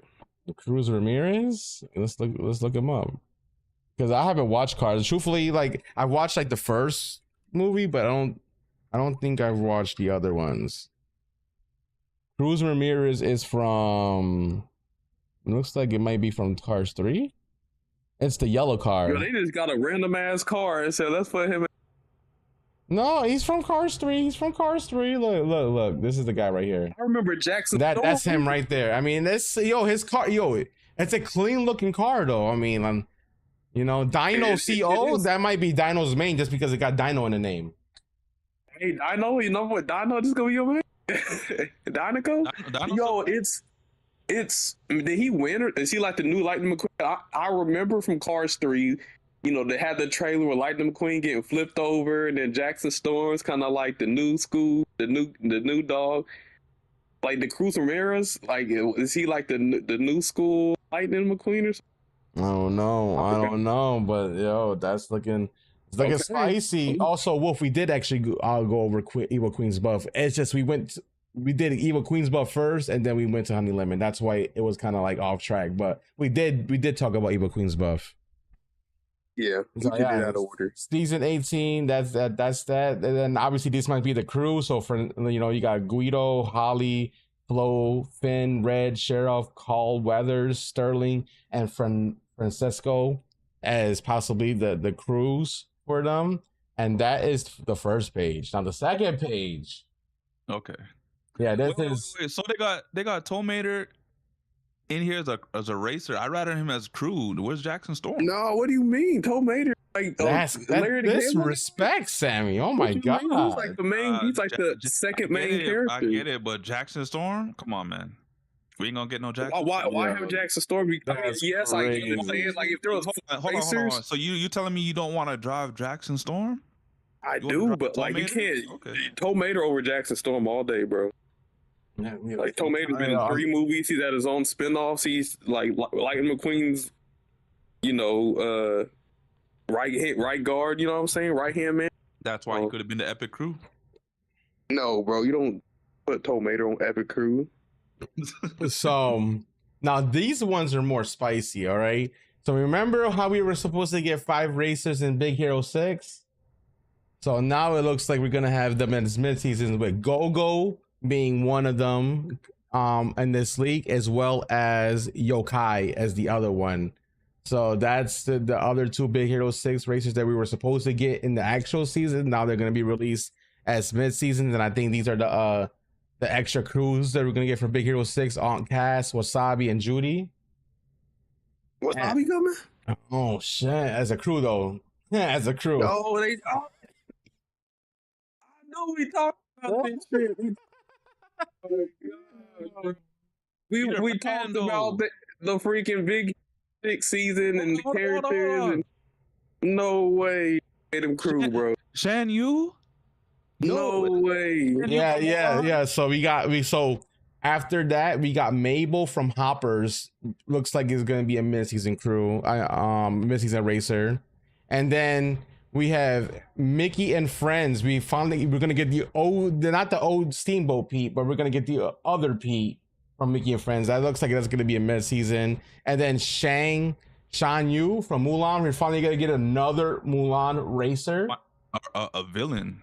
The villain. And speaking of villains, we're finally it looks like we're also gonna get the Incredibles villain, Syndrome. Looks like it's gonna be a mid-season racer for the Incredibles. We're gonna drop Syndrome, but no Jack Jack. Jack Jack's a baby. Then he ain't gonna take priority. I mean, I love Jack Jack, but yeah, we don't. Yeah, I mean, then hey, maybe Baby Jack Jack will come out sometime in the future. And then we got Mother Gothel, so we finally get to get the villain from the Tangled collection. So Mother Gothel looks like she's going to be a mid-season racer, and then this looks like this might be season 19. Looks like season 19 might be Peter Pan, with Peter Pan, Hook, and Tinkerbell as the freaking racers. That's gonna be glorious. And then what do you think about Wasabi, man? They was like they added too many black people to the game. We got to cut one. They said, "Oh, y'all got Frozone. You ain't getting Wasabi." And then the last 2, these are question marks, so these might not be truly confirmed, but Zernabog from Mickey and Friends, and Rex from Toy Story, which is interesting because Rex is also a crew though, so that's interesting. So those have question marks on them, so they might not come out, they might not be official, but it might be in the data files. So what y'all think about all these leagues so far? What y'all think? Y'all hyped for these racers? Peter Pan season, like it's bittersweet because Big Hero 6, I was excited, for Go-Go Tamago. I'm thinking like, okay, all of the rest of the crew they're gonna add in mid-season in the future, but then they like, nah, we're gonna cut Wasabi. That's kind of bad. Yeah, so who's Yokai? All right, I'm back. Nino, did you just miss what Angel just said, bro? Yep. Who's He just posted the leaks, and they're adding Go-Go Tamago from Big Hero 6, but guess who's getting cut, bro? Guess who's a mid-season? Damn. Yup, you know who it is. Guess who? Not fucking Wasabi. Yeah, it looks like he's gonna be a crew. He's gonna be a crew. They make him a crew. They made him a crew. They made him a crew. Yeah, They so made the him a big crew Hero member. 6 racer looks like it's gonna be Gogo and Yokai. I don't know who Yokai is, but Yokai is the other one. They had a yo. Yo, that's dirty, bro. That's dirty, crazy, bro. It's crazy. He was the one I wanted to be a racer the most. Yeah, that's what I'm saying. Yeah, We they were like, y'all did better not. pour Wasabi dirty. Remember when people to add Syndrome? They don't need to add Frozone. People really saying that. Like, what do you mean? Like the star of the freaking Incredibles, the crazy. star of the show, and they wanted him to be a crew member. They didn't want to hear that. So we were talking like, no, y'all better make a racer, and they made him a racer, and then Syndrome ended up being the mid-season. Frozone's like Mr. Terrific. Wait, so Nano, did you see the first Remind me leak of page? Superman, bro. Don't do that. Nah. Okay, so all right, real quick, we'll run it down. So also, mind you, the new information since the last leak is gonna be highlighted in yellow. So anything highlighted in yellow is the new leak information. Yeah. So with that being said, this person already, they leaked Zootopia. They were right about it. That's green because that's all confirmed. Now the Emperor's New Groove people, this is before they were announced. They got that right. And this is all the rest of the crews for them. And then season 18 is Cars, based on this leak. Sounds about right. You've been hearing about some Cars stuff. Lightning McQueen, Tomater, and Cruz. And Cruz Ramirez. Yo, Nano, how you feel about Tomater over Jackson Storm as a racer? Honestly, I could care less. But what I will say is, a long time ago, bro, I used to say to people, yo, man, Cars will be a fire ass season. And you know what they used to tell me? They used to be like, man, Cars will be too weird, man. I don't know if they should add that. I don't know how I feel about, like, I don't think it would work. And they would say, I don't think it would work in the game, bro. Damn, they shut down Nano quick with that. And I'd be like, why wouldn't it work? Like, what? Like, do y'all forget that this is a video game? Like, what you mean they can't add cars? How big will Tinkerbell be? I think Tinkerbell be big. Hey, I you know what also- I think Tinkerbell's gonna be? I think Tinkerbell's gonna be in her cage, locked up, and she's gonna be in the So virus. they got real quick before we go to the Tinkerbell stuff. Why not? That'd be kind of cool. Sammy, you said the racer in Cars that you wanted was Jackson Storm. Yeah, what about him? He's not a crew member in this list. I want you to know that. So that means he's gonna come later on as a mid-season. He might come in as a mid-season. Yeah, they want you to spend money, Jackson. That's Fuck all why. that. And then obviously this is the other one. This is more of like the mid-season stuff, but yeah. So obviously Gogo Tomango and Yokai from Big Hero 6. That's a W. That's gonna be mid-seasons. Mabel from Hoppers, which I think is a new movie that's coming out, right? I don't know what Hoppers is. Disney Speedstorm dirty. All the characters you want to play, they make in mid-season. They want you to do Tails, slave away for. They want you to spend money. That's crazy. Yeah, you got Mabel. Back then, all of these characters would have been regular season characters. Yep. Yeah. They would have. I guess. Wolf is also saying how many racers? Wolf is saying the King is not a crew member too. Oh. Yeah, you got obviously you got the other Pete is gonna be in mid-season now. Shang Yu from Mulan, the villain, is finally you're gonna get another Mulan racer. Syndrome and Mother Gothel. So Syndrome and Mother Gothel are also gonna be mid-season. So that's gonna be. Wait, hang on. But for the Peter Pan, they're all question marks on them. Well, not on the racers question mark, but that's it. Okay. You see how the bottom has it on the collections as question marks. Yeah, that might not be too much confirmed, but I mean, if you got Peter Pan, Hook, and Tinkerbell as a racer, and they're all racers, that's gonna be probably the next season after Cars, and that's what's gonna be season. That's gonna be what 19, right? Because you got 17 is coming out, 18 would be Cars. Yeah, season 19 would be Peter Pan. It looks like, but Peter Pan, Captain Hook, and Tinkerbell. I think Tinkerbell's gonna be regular size, to be honest. I don't like. They're not gonna make her super small. Like that's crazy. They could. They got to make her a regular Dash. size. Look at Dash. He's literally standing up on his feet while he's driving. Like, but think about it. Yeah, doesn't Tinkerbell can actually grow into a normal size? When she's out the cage. I don't probably, but remember, even if she didn't grow, they would just make her able to fit in the car. Like, they probably have some magic. You got small characters, and then you got big giant characters that are already in cars. So, like, Gantu is way bigger than his car in the movie, but they downsized them. I'm just saying, Tinkerbell could be in a cage driving. I mean, truthfully, look, man, look at Tinkerbell right here, right? I mean, she is tiny technically, but if you look at her build, you can literally still make her a normal size racer. Well, either way, Tinkerbell. I mean, Chip and Dale are chipmunks. Chipmunks are small. Yeah, and look at their size in the game, and they're perfectly fine. Yeah, and Tinkerbell is technically around that same size as those chipmunks. So I mean, come on now. You're right. She might be a little bit bigger, but yeah. So yeah, then obviously we got Chernabog and then Rex as the last of the leak information. So we might get a Rex, which is a crew member. Which then normally crew members are not normally racers, which is interesting why they have Rex on here. And then Chernabog from Mickey and Friends. So that's all the confirmed leaks that are out to date right now on this game. So far, some of them are already turned out to be true. I guess if they give us the roadmap and we see Cars and Peter Pan, then you can pretty much take this list and pretty much confirm the mid-seasons going forward for the next couple seasons as well.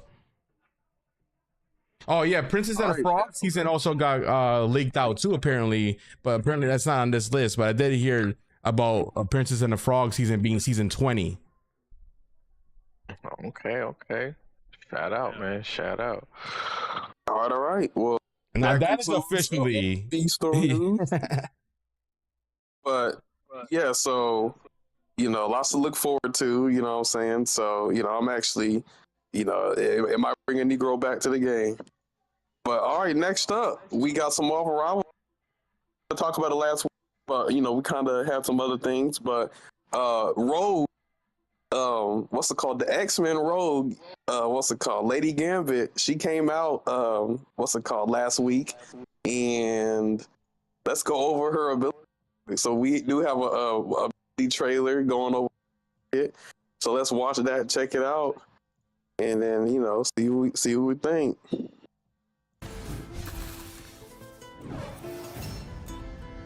Your girl Rogue is ready for action.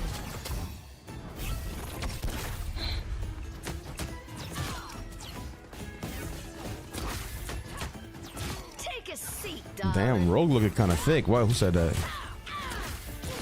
Oh yeah, she's stacked, bro. She's thicker than Emma.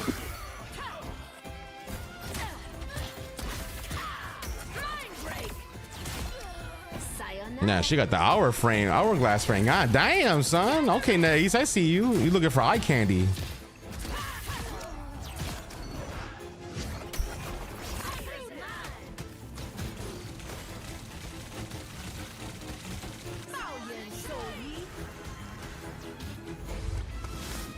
Better watch out. I'm feeling a little touchy today. Yeah, so she has with her grab ability, some people's abilities and stuff. Oh yeah, she's a tank. So yeah, it's. And she looked like she built like a tank too. Damn, son. Look at how thick that girl is. Damn, son. Rogue looking kind of spicy. Rogue man, I'm a tank man, so this is right up my alley. Yeah, 5-star tank. So high skill gap. So what you thinking, Caleb? What you thinking? Since you're the Marvel Rivals expert here. I've tried her out. She's definitely not a tank. Because she really doesn't have shield. She's like a brawler. But I think she's really good. I think like if you can get in the backline with the healer, she's really dope. Her ultimate steals ult charge from like the other team. So like if you use your ult, it drains the other team of their ult and their health. So yeah, she's actually, I feel like, in situationally can be very powerful. But yeah, that's not all. Because with the 18 mode, a lot of get their hands on. Oh, Caleb, damn! So I'm watching your clip that you just sent me. Holy cow, this is chaotic. So this is everybody. hit on Rogue, and so everybody their ult and stuff. Gambit had his ult, like it was crazy as hell. This is just a clip from the ATV18. Yeah, it was insanity. So if you want to try out Rogue, that's like the perfect mode. Man, if this shit on the PS4, that shit gonna fly in the air, bro. Yeah, that's a lot of stuff going on at one time. I feel bad for those older consoles trying to play that. That's crazy. You know the PS4 already sound like jets taking off. Yeah, because apparently Marvel Rivals plays on the PS4 now, so they definitely gonna struggle with that one. Yeah, Caleb, if you was on your place at PS4, that would have been your last game. No, yeah, Rogue dope. I'm trying to find a clip where they got Rogue and doing kind of like the catwalk. Yeah, this is kind of mogging him. Let me see if I can find trying that. to get some Gooner clips. Nah, this is in game and no Gooner.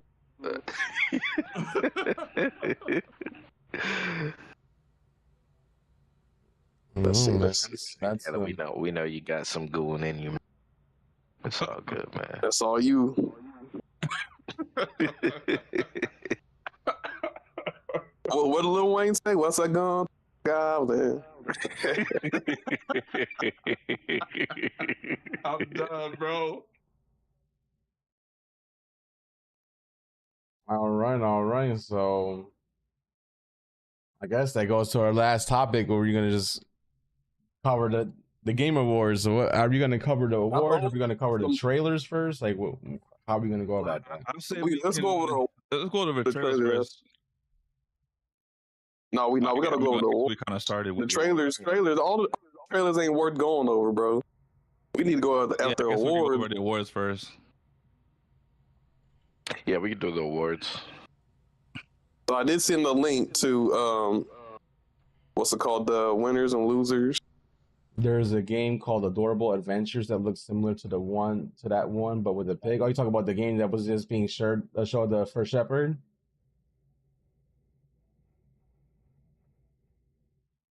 Isn't the First Shepherd the one that they just show with the dog? And you're just chilling with a dog, like you're playing as a dog. It's crazy. Yeah, that one look good. Cozy games, man. Like cozy games. Death Stranding in dog form. The fact that freaking Lego was up there twice is crazy.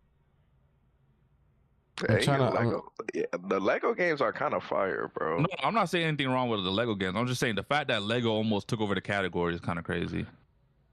That's facts, man. If they really wanted to, they could just drop like 10 games in a year. They were trying to be on that expedition shit, man. So we'll pause the Game Awards real quick so we can pull up the Game Awards who won. Winners, yeah. So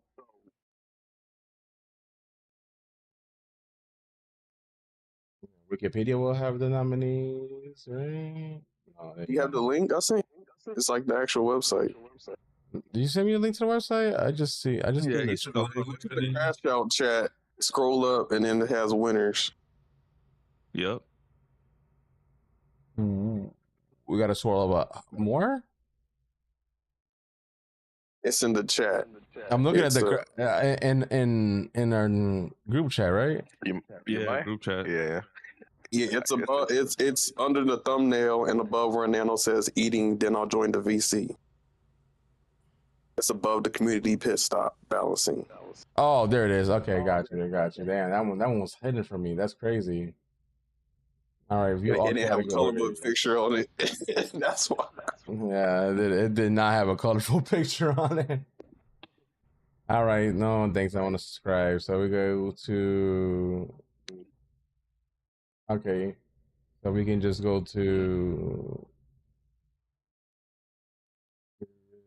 Sports has it right because this will go to Player's Choice. Okay, so the Player's Choice award goes. Player's Choice. Yeah, let's start there. So I know Nano and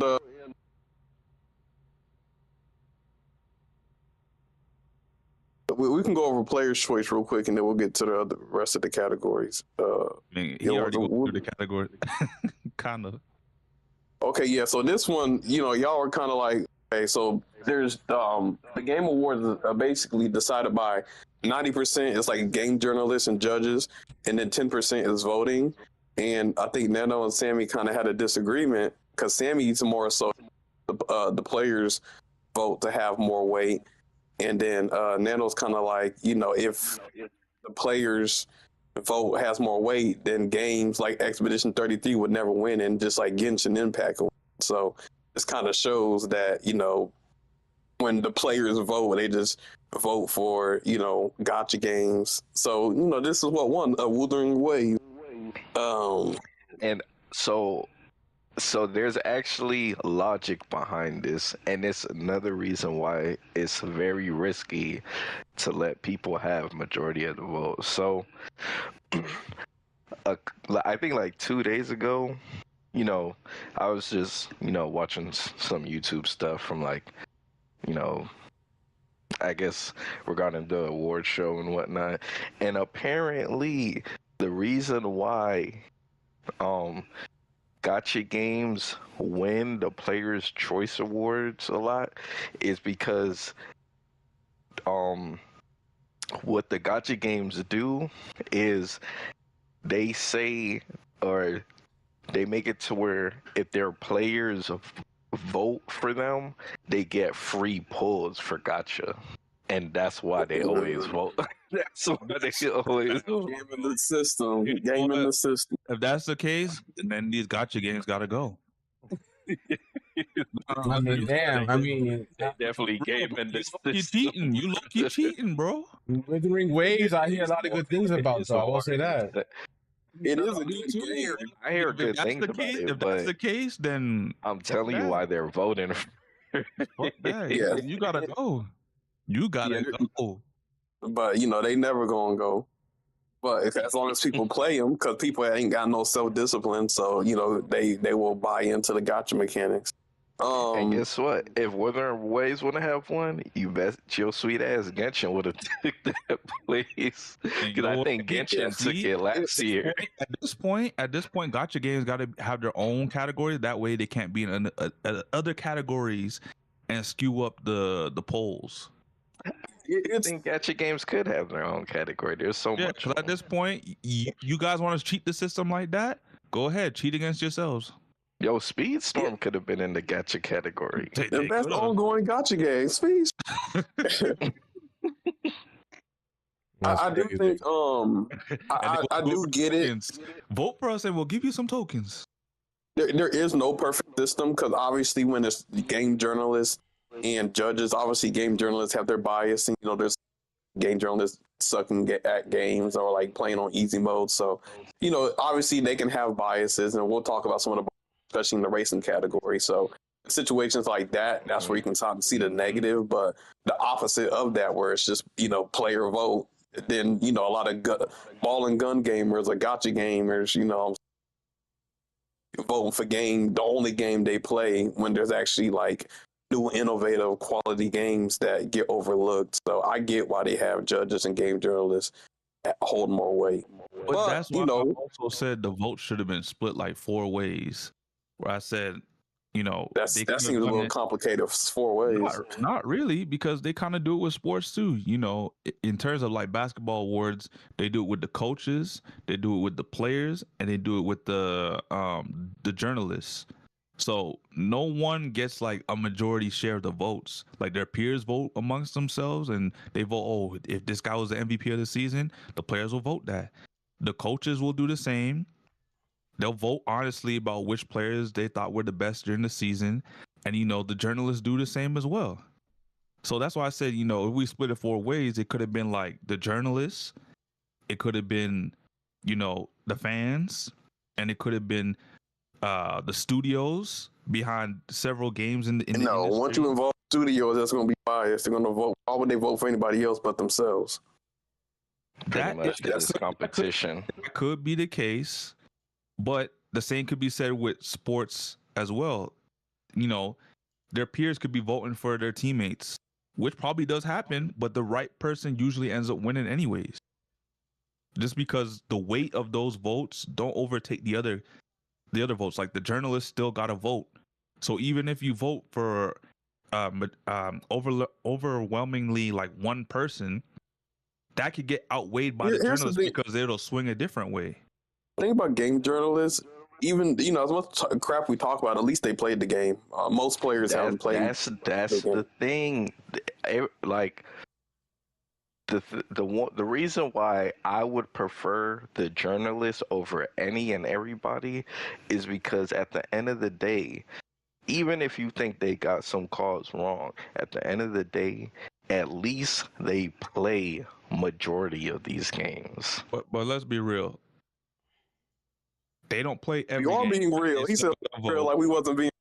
No, I get it. But I'm just saying they don't play every game. They play games, but they don't play every game. Just like in the NBA, NFL. I mean, you can't play every game that comes out in a year. I get all that, but this is my point. Just like in the NBA and NFL, when it comes to voting for these awards, these coaches don't know how hard it is to be these players and be like the best defensive player on one end or the best offensive player on one end or the best both ways, and then they vote for these players. They don't know how hard it is to be. It's not the same because in sports, yeah, you have to be the best. In game, you don't have to be the best. You can be trash, but everybody, regardless of skill level, can enjoy a game and have experience with it. So, and you got to remember, there's more games than there are basketball teams.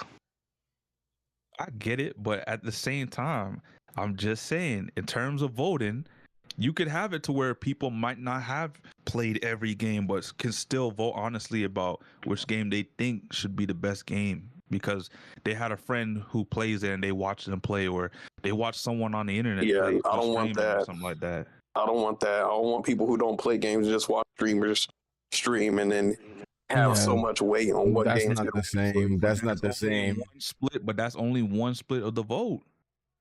Yeah, but that one little. Hold on. You guys are getting this messed up because that would mean we would get a vote on what games we would want to win as well for the fans. Yeah, but if you think about it this way, that one small split could be the benefactor of a certain game winning. Crazy. I already don't trust the people, and you gonna say you don't trust the people even more? Well, this is why we have players' voice because. Sammy. Let me put it to you like this, and this might hurt a lot of people's feelings, but there's a reason why developers and shit like that don't take player feedback. I'm gonna use Destiny 2 as a prime example. Bungie listened to their streamers and their content creators to fix their game, and their game ended up being in a lot worse state than if they just would have trusted themselves and just did the fixes on themselves without any content creator feedback. So player's perspective cannot be the right perspective at the same time. You might know what you're talking about when you want changes and you want to vote on something, but you might not, and you might actually make the game in a worse spot than where you left it at. You know what I'm saying? So I get that, but at the same time, that's something real that happens in gaming, but not every game goes through that, because the same thing could have happened to Arc Raiders with a lot of the PvP players saying, "Oh, we gotta just do a PvP mode only." Hold on. I think the journalists got it right. Sammy, weren't you saying that you were mad that they were trying to give Arc Raiders a low score because of AI or something? Yeah. And then Arc Raiders ended up winning a reward. So it actually looks like the journalists got it right. That reward is a consolation prize. Oh my god! You don't realize. Consolation prize. Hold on, Caleb. You don't realize by them dropping Arc Raiders' score from a 92 to an 87, booted them out of the Game of the Year contention.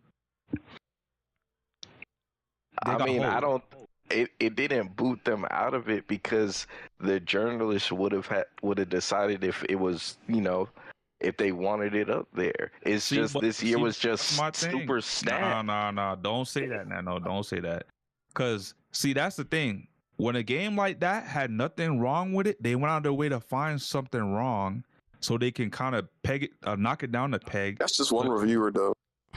Yeah, but look what one exactly the journalist, and you guys trust the journalist, or maybe the game didn't deserve to be nominated for Game of the Year because there's so many games they had to pick like 5 or 6. Exactly. Yeah, you know what? I'm gonna be brutally I can only honest. think of one other game that could have probably took it out, and that's Expedition. That's it. I'm Realistically, gonna be brutally honest. Realistically, I don't think Arc Raiders deserve to win Game of the Year or even be nominated. I never said it should have won. I just said it should have been I nominated. don't think it should have been nominated Why you say that? because that game is gonna fucking be fucking forgotten about next year. I doubt it. I mean, look, don't quote me on this. But come next year, in a couple months, when nobody's talking about Arc Raiders no more, I want to revisit the subject. That's all I'm gonna say. Are you sure about that? Have you been looking at the player count?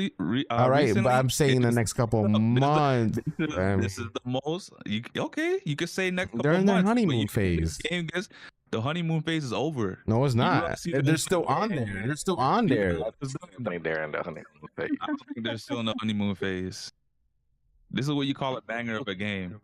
The same way people, I'm sure it is a thing.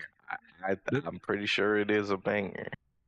Oh yeah, I it's a just don't banger. think it's surprising if it wasn't nominated. That doesn't mean it's a bad game. It just means this year was just means that it got hold. good. No, it just got hold. Just be real. Hey, I guess they did, but I guess we can move on. About time. All right, guys. So yeah, Withering Waves won Player's Voice. I will have to check that out. I look like Genshin. This seems like Genshin steroids. So Best I'll esports check it team out. was Team Vitality. But yeah, I don't really follow esports, so I don't really care. One of the other teams, yeah, it was Liquid PH, I think. Falcon, You don't have to look at all these Genji, other NRG. categories. And Genji, yeah, and Team Vitality beat them. But Shout the out to best them. esports athlete, we got Chivoy Jongji Hoon. I don't know how to say your name, and I apologize.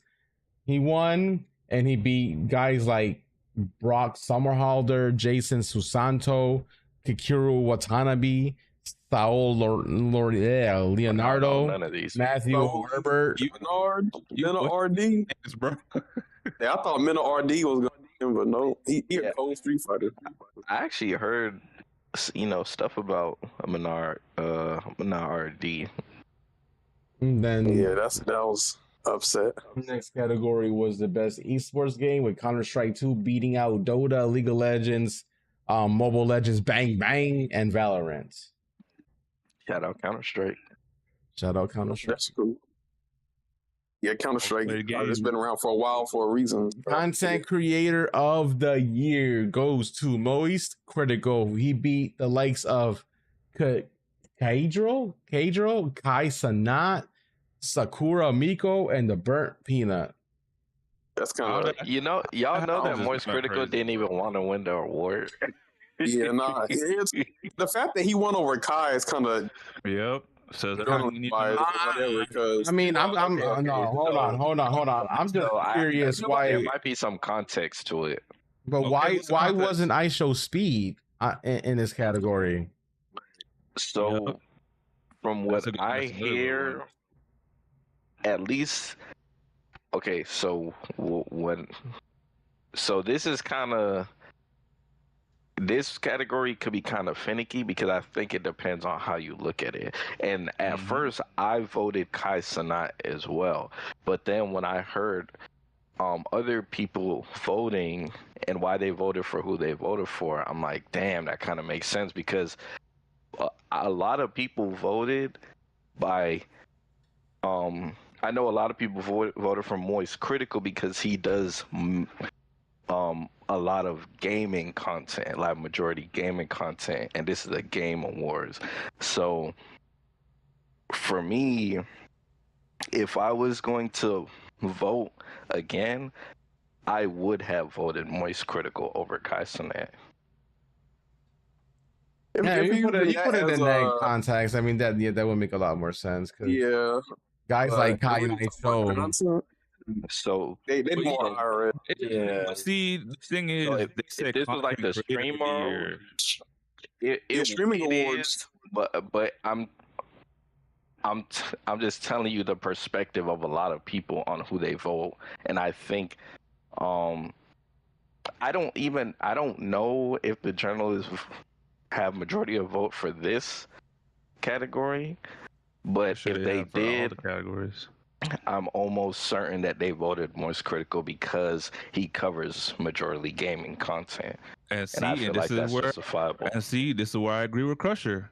Burt Peanut was I the will biggest say, this I year. will say, I will And say.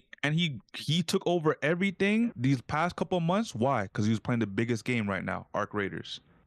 I will say. I mean, I know Moist Critical is technically because still Moist Critical is a legend. He's been, a content creator for a very long time, and he has memes and everything that everybody, uses to this day on streams. Like the when he shouts and be like, "Oh, I scared you, didn't I?" Like people use that a lot, on streams and whatnot. So I understand him, but Bert and Pina, I've been seeing a lot lately. Like I don't really follow a lot of the top streamers, and I've literally been seeing this fucking Pina everywhere. So You know why? Because of Arc Raiders. He started that big PvP war in Arc Raiders, the Bungulators. Yeah. I wouldn't even be mad if the Burnt Peanut won. And now that I think about it, even though I voted Kai originally, I now, with the changed perspective, I would have had both Moist Critical. I probably would have had all these people over Kai Cenat because he doesn't really do gaming content like that. Yeah, I mean, he'll play a Fortnite stream here and there or GTA here and there, but it's not consistent. Like he's more IRL than anything else. Yeah. Also, quick thought. I forgot to say this earlier, but kind of crazy Princess and the Frog was in the league. Because Jessica did say that in the chat. Well, yeah, that is insane. Well, yeah, but there has been talks in data mines that Princess and the Frog is in the game files though, so that could be a potential season 20 being Princess and the Frog. Okay. Yeah, so shout out Moist Critical for getting the W. Even though he didn't want the award, he was literally, when they were announcing this category, he was on his stream, he was like, "Please don't save me, please don't save me, please don't save me." And then they said Moist Critical, he was like, "All right."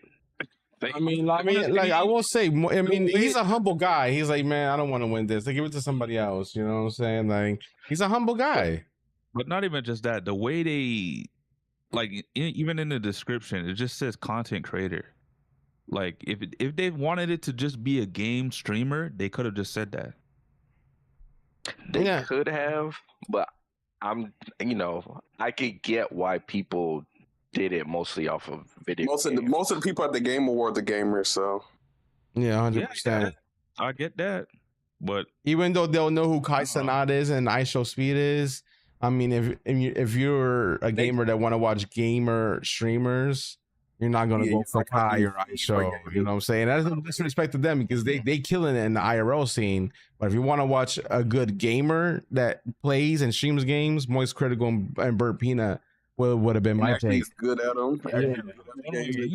Not the One Wing Angel, not the Killer Black Flash. I mean, look, man. I'm not at these guys' levels right now, okay? Like Moist Critical and Burt Peanut, they chilling with, when they got their own house, they chilling with money, and they got their own fan base. I don't got that yet. You know what I'm saying? Need all that. Still watching that. Caleb gotta put his face on like a banana.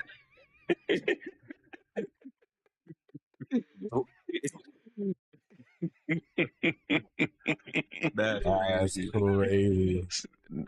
Dude's name gonna be the Yellow Ravager, bruh.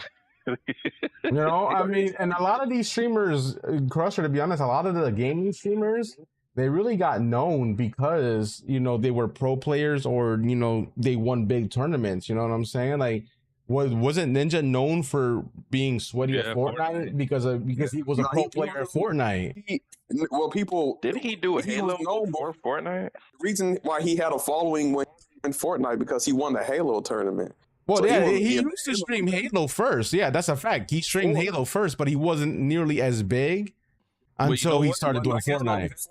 The best example to use, I would say, is he was a Halo champ, PUBG, and was going crazy when that was the the first battle royale, and then Fortnite came, and then it came to play. So he I will say he didn't just show up Fortnite put him overnight. over. Well, I'm Fortnite not put him saying over. I'm not saying that he like showed Fortnite up kinda, like, overnight. blew him the fuck up. But yeah, that's what all I'm saying is that Fortnite blew him up. Like he's been a streamer for many years. Like I think Ninja was streaming back when Twitch was known as Justin.tv. But like, I mean, you know, he put the work in and he put the years in to make his you know, his brand and shit out there. But it just took Fortnite to elevate him to the level where he is now. It takes that game, you know what I'm saying? He was out here on different games. Right game had to come out. And that's usually how it is for a lot of these gaming streamers. All it takes is just that one game that they're really nice in to finally get them out of that loop of, you know, not being noticed. I mean, that's truthfully all it takes is you being in the right place at the right time in the right game. Mm-hmm. Yeah, speaking of games, the next category, most anticipated game award. Do we really need to see this? I mean, I think we all knew who was gonna win this one. I don't like. I feel like even the people when they announced, they kind of felt like, oh, we kind of already do this. Like, come on now. Fable. No, Theft Auto 6. Definitely Fable. I do have a question for you guys. Okay, so if Grand Theft Auto gets delayed again to 2027, should it be allowed to be in the most anticipated category? Yes, because it's still anticipated. Yeah. I mean, I truthfully, they're gonna repeat this award. Oh, it's kind of like ongoing. Game is anticipated. Specific year, it's just anticipate. Which one's the most anticipated? Crazy. This is gonna be the first time one single game repeats an award, bro. Yo, they free. Most anticipated. Oh my gosh, man, that's crazy. I mean, GTA 6 before they die. They say that about They're gonna 007. delay this one more time. I'm telling you, it's gonna release early 2027. And it's crazy because this game is quote unquote supposed to be coming out next year in November. That's very close. Yeah, that's not happening. To like the deadline for the Game Awards. If they push it to literally the end of the year, they go 2027. Yeah, if it gets pushed back even a little bit more, it's going back to the most anticipated. And it's going 3-peat, bro. I'm telling you. Yeah. No, if we are lagging, let me know because I am frame dropping like crazy right now. I don't know if we lagging, I don't. It is choppy. It is probably. I'm lagging hard as hell. Like I'm looking at my my stream right now, and it's like at the red, bro. I don't know if my internet's going down or anything like that. So if we go down, I apologize, y'all. It's all good, man. It's all good. We are lagging right now. Let's get through it just in case. We got best adaptation. Well, I mean, truthfully, they're not gonna hear us though if we're skipping right now. I think that's what Sammy's saying. Let's see that. Hey, Crusher, can you hear us good? Yeah, Crusher, let us know. I know he's the most active in the chat right now. For the voices. Yo, I can hear us perfectly fine on the stream. All right, it looks like we're back. Okay, we're back in the green. It looks like we're back in the green. I think. And the weather is really fucking bad over here. So like, yeah, the weather's bad over here too. Damn. All right, we got shout out best adaptation. We got Minecraft movie. We got Devil May Cry. We have Splinter Cell Death Watch, The Last of Us Season 2, and Until Dawn. And the winner is Last of Us Season 2. And I have to agree with this one. It's pretty much spot on to the game. I got a problem with this category. Yeah. I have a question for this category. Why wasn't the Fallout series in this? Right? Yeah. Well, okay, the Game Awards missed a lot of things. They missed Fallout. They missed Sonic the Hedgehog 3. See, that's the. So wait, hold on. When did won this shit? Hold on. When did anything Fallout come out this year for? I mean that might be true. I think that was last year.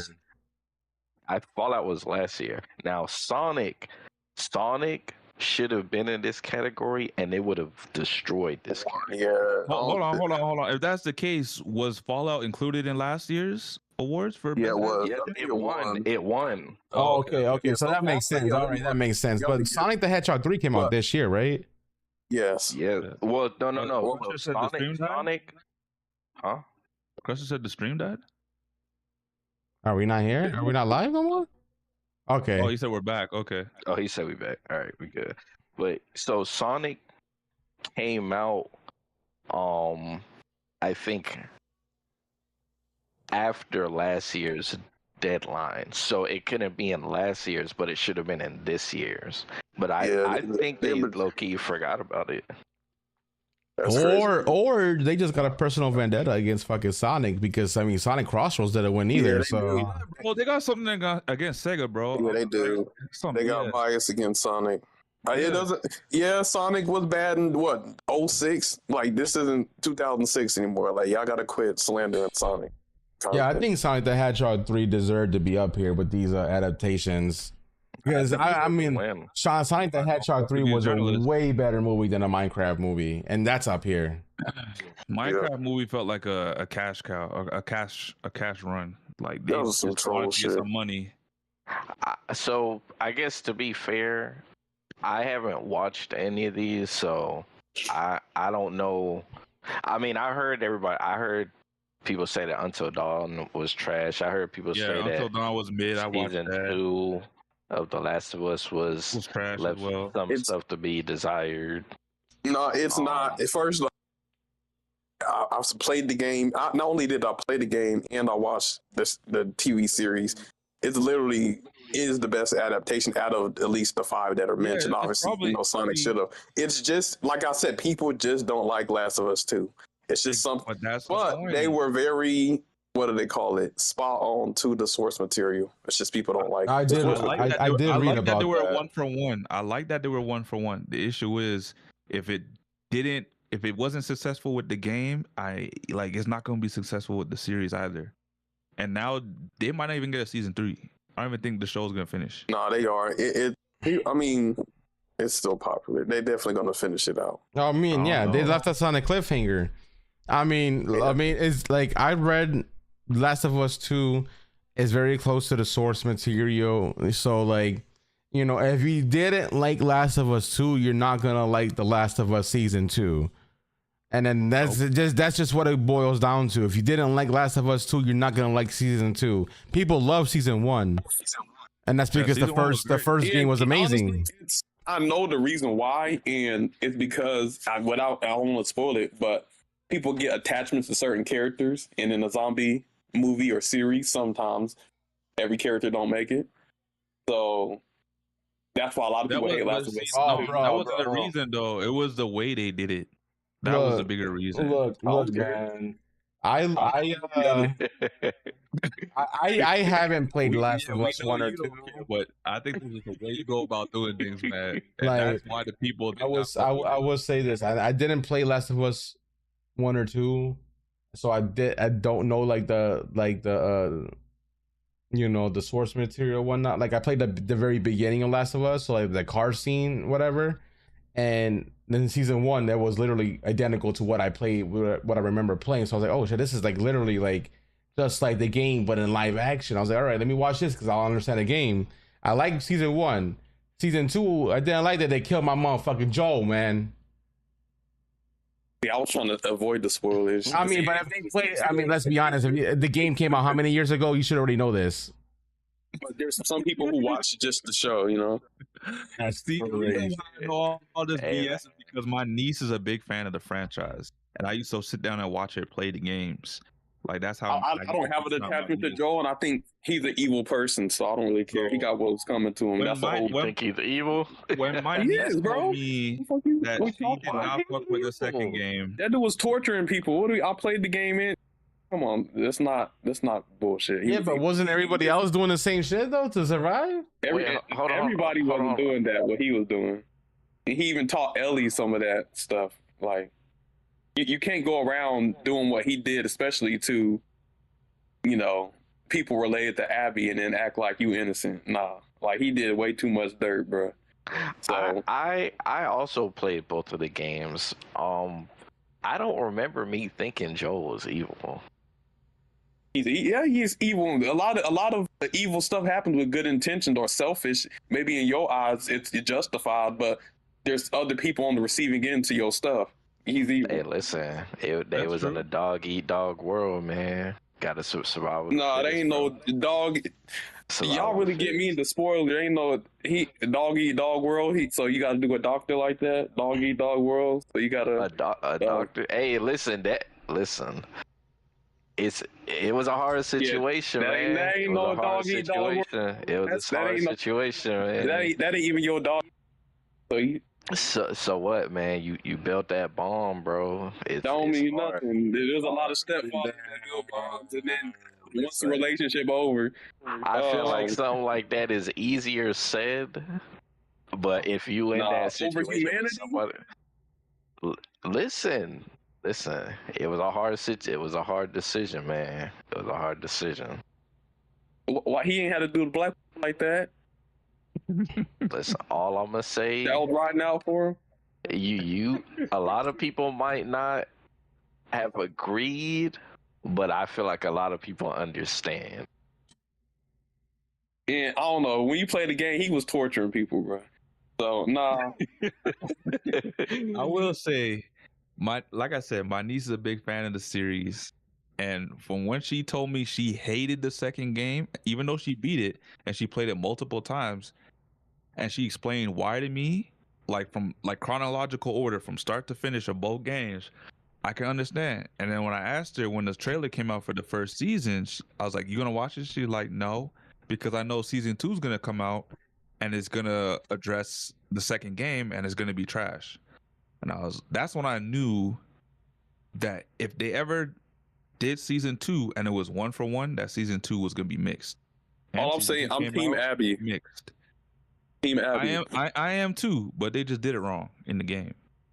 I think the pacing for part 2 was bad. I did not like the pacing. What I think they could have done differently for the game to be more successful and the adaptation was, instead of just killing Joel off of jump, I know I'm spoiling it, but it's already been spoiled. I don't even care no more. Instead of killing Joel off of jump, show Abby's side of things from jump, and then lead into the end of the game, her killing Joel. Simple. Had they done it in reverse like that, and you build that bond with that character, the main character being Abby, people would be more understanding of why she went through that and killed Joel ultimately. It would have been less painful, I guess, for the audience. Abby, I'm a gameplay person, and man, Abby's gameplay is so much better than Ellie's, bro. Like, Abby's a beast, bro. I mean, even story-wise, her shit makes more sense, too. Like, she has way more of a reason to go after Joel than Ellie had to go after all them people that Ellie went after. Bruh. I ain't gonna lie, Ellie was kind of... I don't know, bro. She ain't doing herself justice, bro. All right, no more spoilers, guys. No more spoilers. Oh yeah, but yeah, kind of spoiled it. I know. Y'all got me too excited. Shit. That's more. Hey, is Angel is he the spoiled king? Angel's Go ahead, Caleb. Angel be doing you dirty. Go ahead, Caleb. I'm gonna save the viewers. I'm gonna save the viewers, y'all. Oh, yo, Sam, you know that transformation and solo leveling? Say no, stop. No, don't do that. I didn't spoil. You the one spoiled. Don't do that. Here we go. Best multiplayer game. Sammy's been raving over this game like a little kid with cake. Arc Raiders won over Battlefield Elden. Talking about consolation. No. Just want to get some good competition. Yeah, Elden Ring, Night Rain, Heat, Fiction, Battlefield 6. Battlefield 6. I already knew there was only going to be 2 games that would possibly win this, which is Battlefield 6 and Arc Raiders. And Arc Raiders beat Battlefield 6 as good as Battlefield 6 was. So I know, but I already knew they were going to win based on once they overtook them in the player count, and they were going head-to-head for a minute. So when I saw that, I knew Arc Raiders was going to win. But my thing is like, In terms of multiplayers, yes, these other games are multiplayer, but they're not expansive multiplayer games where you have a grand audience. Split Fiction is just a co-op game. You know what I mean? Night Rain is pretty much co-op as well.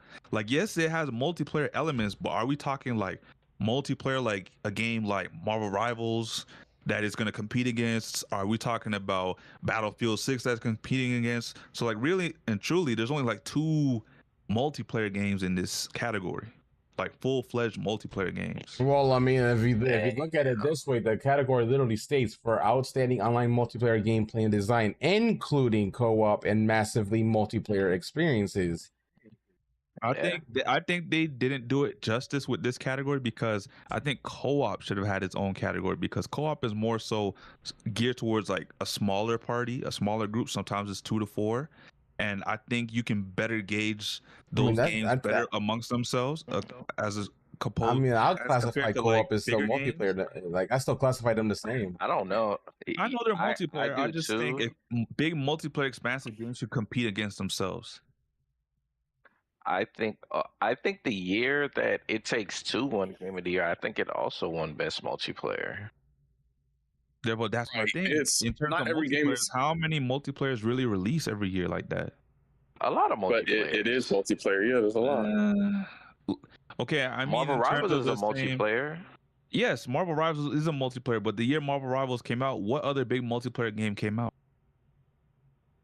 I'm pretty sure there was a lot apart from Helldivers 2 and Didn't a Call of Duty game come out last year? hold on. Call of Duty, yes, and then what's the other game? Oh my god, Space Marines 2. There's only like 4 big multiplayer games like that, and it's usually a category 5, right? I'm pretty sure if we like actually did research, there would probably be a long list of multiplayer games that came out last year. Multiplayer games come out this year, not really. Yeah, I mean, I guess that depends on like your perspective. Like if you're just talking about like like super massive multiplayer and stuff, then I'd still have to do my research. But this one still had some. I think it's kind of going through came out. It just wasn't lit. I understand that, but I'm just saying in terms of like the category, it's in the same position as like the sports category because the only reason why racers don't have their own categories is because not a lot of races release every year, so they got to lump them in with sports. Even though it is a sport, I'm just saying I think the racing category could be its own thing. But well, all of the racing games coming out, they're gonna have to make it just racing exclusive category because there's been lots of racing now. So this year, but over the past few years, not as much. As well as it would have to be a year.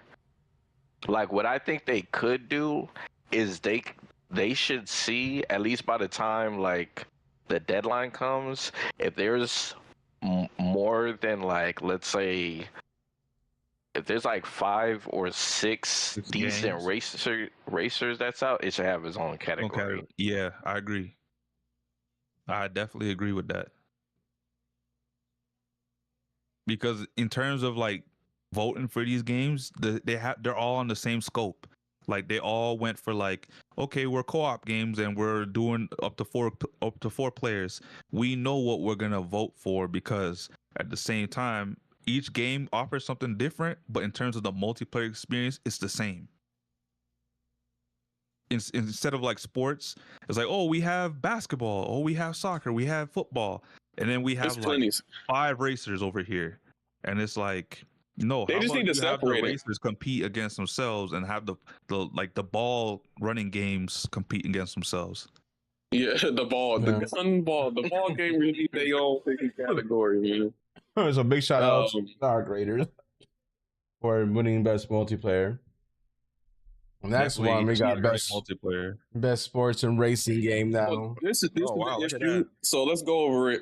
EA Sports FC 26, F125, Rematch, Sonic Racing Crossworlds, and Mario Kart. And the winner was Mario Kart. And this actually was crazy because at the award winning Mario Kart, So a lot of people weren't happy.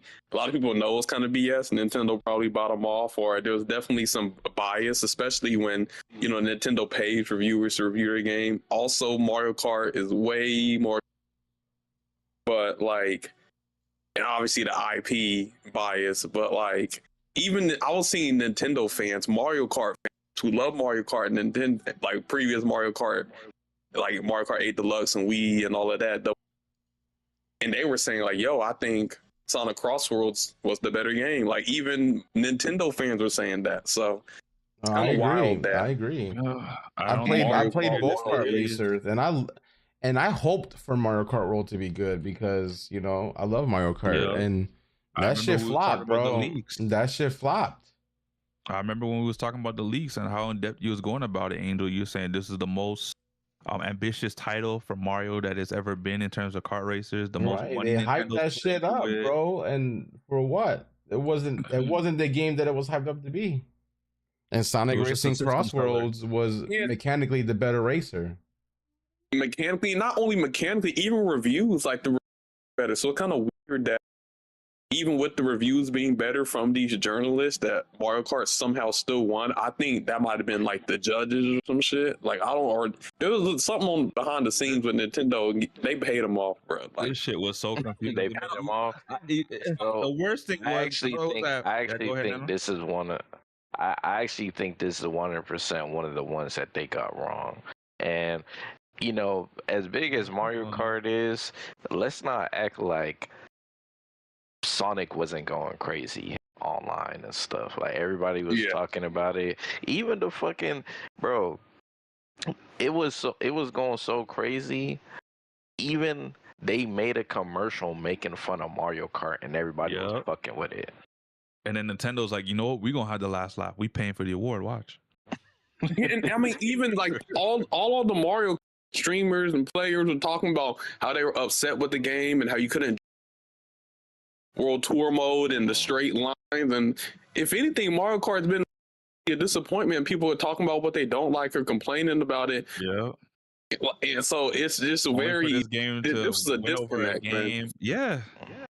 This- Win over a game that was faithful to fans, that honestly listens to fan feedback. They always go back, you know, in the boardroom was like, okay, this is what the fans said. How can we address this? How can we make it better? And they always deliver. You know, and even if they don't get it right the first time, they'll go back again and be like, okay, this is what they said this time. They like it, but we got to tweak this, and they'll fix that. But, you know, for whatever reason, this wasn't the game that won. Yep. And usually, you know, I'm pro journalist, but this one they got it wrong, man. Bro, this was the worst one. This is why I said no system is perfect, and this is one of the flaws and one of the victims of 90% of it being journalists. Because this is some bias. Bro, this was the worst one because I didn't even remember the Game Awards was going on. I was at work at the time. And the only reason why I knew about this outcome was because I was in the bathroom and family texted me saying, oh, you wouldn't believe who won best kart race. I was like, wait, what? It was like Mario Kart World. I turned my phone off. I was in disbelief. I turned my phone off, bro. Yeah, bro. That was very controversial, but very controversial to the point of like, damn, is this shit rigged? Because like, I'm sorry, but like if you're a journalist, you would have seen how much shit Mario Kart got from the community, from the content creators, from even Sega themselves talking shit on them, and everybody was laughing about it. How you gonna make a game that was a laughing stock? Bro, they were trending on Twitter for being a loser. How do you win the game? How you win best sport, like sport/racing game, when you were literally clowned on Twitter? That makes no fucking sense. I'm sorry, that makes no sense. My only logical thing that I could see how Mario Kart won is, let's say you have people you have like, I don't know, let's say, like, and this is just an example, I'm just spitballing numbers here, but let's just say 100 journalists vote, right? And maybe like 57 people voted for Mario Kart and like 43 voted for Sonic. Like that's like the only way I could see Mario Kart winning. But still, even if that's the case, the fact that a majority could convince themselves to think that Mario was better than Sonic this year is nuts. Yeah, Well, I mean, Mario minimum, did have Mario- some, like what they Mario did smoking, have bro. some good qualities. I It's mean- just that But a lot of overall, us just if we're comparing overalls, No, I think Sonic is a better racing game. But I could Some people see just why have that people Mario would like bias. Mario Kart. yeah, I definitely think It's a bigger bias, franchise, and they been got around bought. longer. I think they got bought. That's true. And you never know, man. They could be playing Mario Kart with their families more. They could be playing multiplayer. Then if that was the case, it should have won best family game. Because when people think of kart racers, they think of Mario. I mean, even when Sonic Cross Worlds, whenever somebody like Mario Kart's kind of been like synonymous with kart racing. So I think just by default, that random average person is, if they don't know nothing about gaming, they going, oh, Mario Kart, So I think maybe that's some of the journalists, they probably just picked up Mario Kart over Sonic Racing or whatever, just for the familiarity. Because we gotta, like, most people don't know. I mean, the Sonic fans know, but like, I'm sure Mario characters are more household names characters, you know what I'm saying? Most people probably don't know Blaze the Cat, you know what I'm saying? Like, versus, Princess Peach or something, So Mario Kart's just more known. But it definitely wasn't the better game, You know what? I think what could have skewed the votes and going to Sonic is if SpongeBob dropped day one into Sonic Cross World, maybe.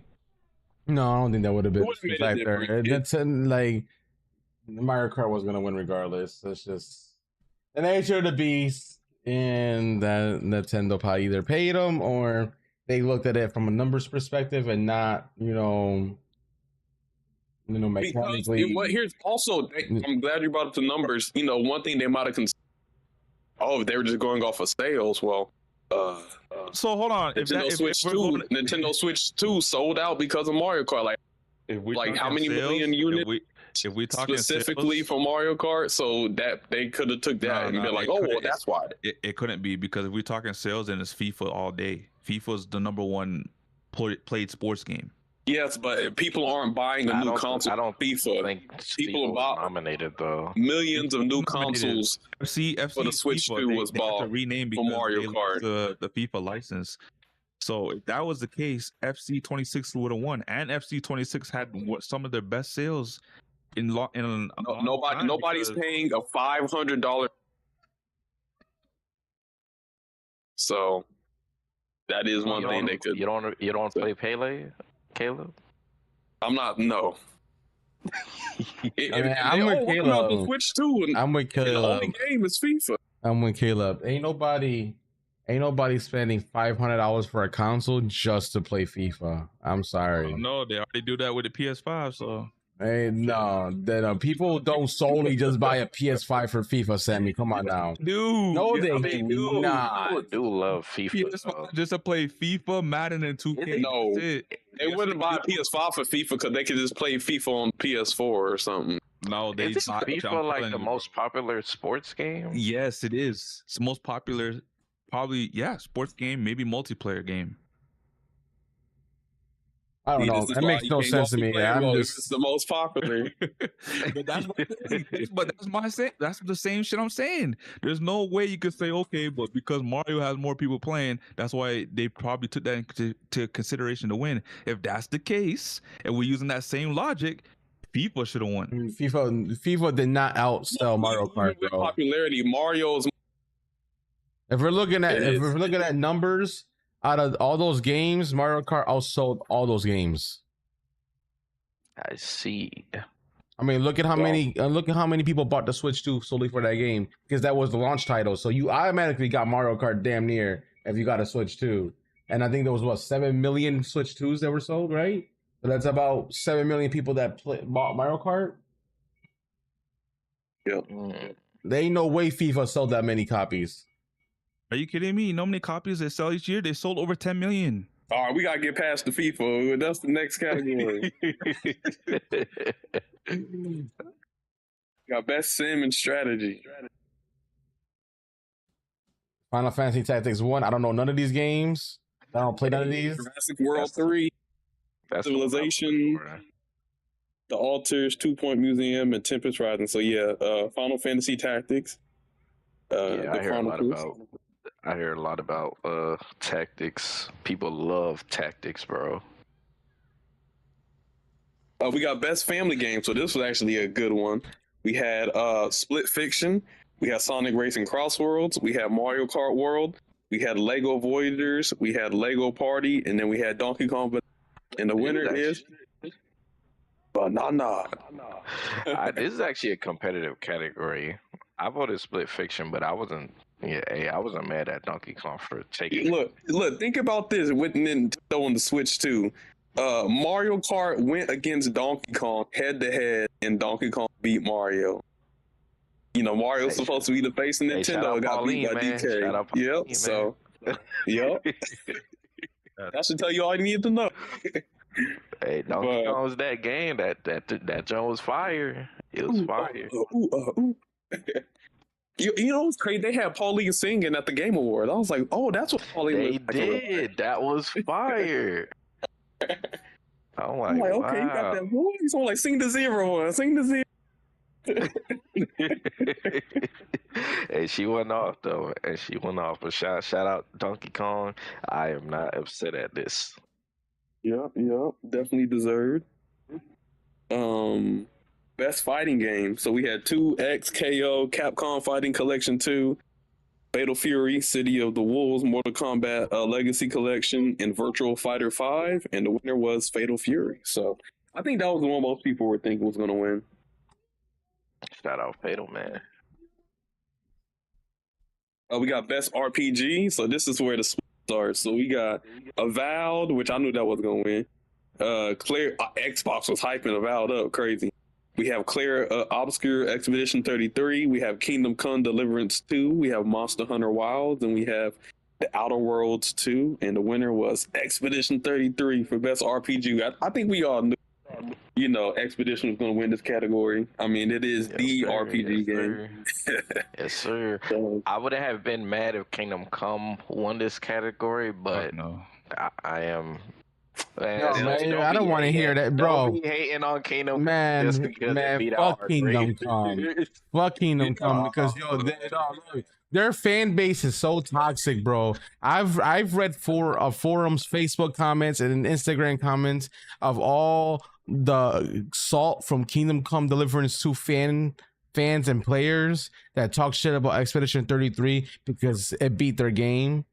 And they haven't even played Expedition 33. I don't like, you know, your fan base for this game is terrible, bro. Y'all toxic as fuck. Hey, listen, I'm not an advocate for, you know, shitting on games. If you haven't played them, if we're talking about the Game Awards. But listen, I did say if Kingdom Come had a great chance to win this category, it's a lot of people consider it the best RPG that came out this year. Like I said, if you lose your category, ain't no fucking way you should be in Game of the Year. I agree. I disagree with that, but you know, to each their own. And this is why I said Arc Raiders should have been in the Game of the Year category, because ain't no way second place gonna get a nomination for. I'm sorry. Hey man, shout out Kingdom Come Deliverance, man. I mean, I never played Kingdom Come, so I can't say nothing. But I will say that the game don't interest me just by looking at it, and I love my RPGs. But that game just does not interest me. I don't know why, but Expedition 33 interests me. And that is, in my opinion, the better RPG. I don't like, you know, all around mechanically, leveling up, storyline, like everything that makes an RPG game, Expedition 33 excelled at it, which is why I say it is a better game compared to Deliverance, because everything from the music, everything about that game from an RPG perspective blew any other game that came out that year out the water. Any RPG game. Hey man, I still think it's dope that it got a nomination though. Like I never played it, but I recognize Kingdom Come Deliverance greatness. But don't know. Like maybe I'll try it just to not be biased, and maybe I'll like it. Maybe I don't know. I just seen the gameplay. I was like, I don't know if this is my type of RPG. This is a Western RPG, isn't it? I don't know. I just don't like Western I believe RPGs. it's European. Is he? Oh, it's a European RPG. Yeah. Okay. The studio behind is, I believe, a European studio. Yeah, I'm not even saying that you would like it because I don't know, Angel, but It's I to do be know. desired only because the combat might not be for everybody. If you've played For Honor or like Mountain Blade or even Chivalry, this is the type of combat that's in this game. I have not played none of those, so I'm just gonna assume that It's directional combat. So how you swing your sword with your mouse or your controller is the direction your sword swings. Oh, and yeah, fuck all that. Yeah, that's too much. That's just that's too much work for me. Yeah. All right. Yeah, I'm not playing that. Okay, that's good to know. Thank you for telling me that. But to some people, that might be a reason why they, that might be a reason why they prefer it in terms of RPG, or it might add to it. People like that I'm stuff. just biased. I love my JRPG genre. To me, JRPGs is superior to any other RPG aside from MMOs.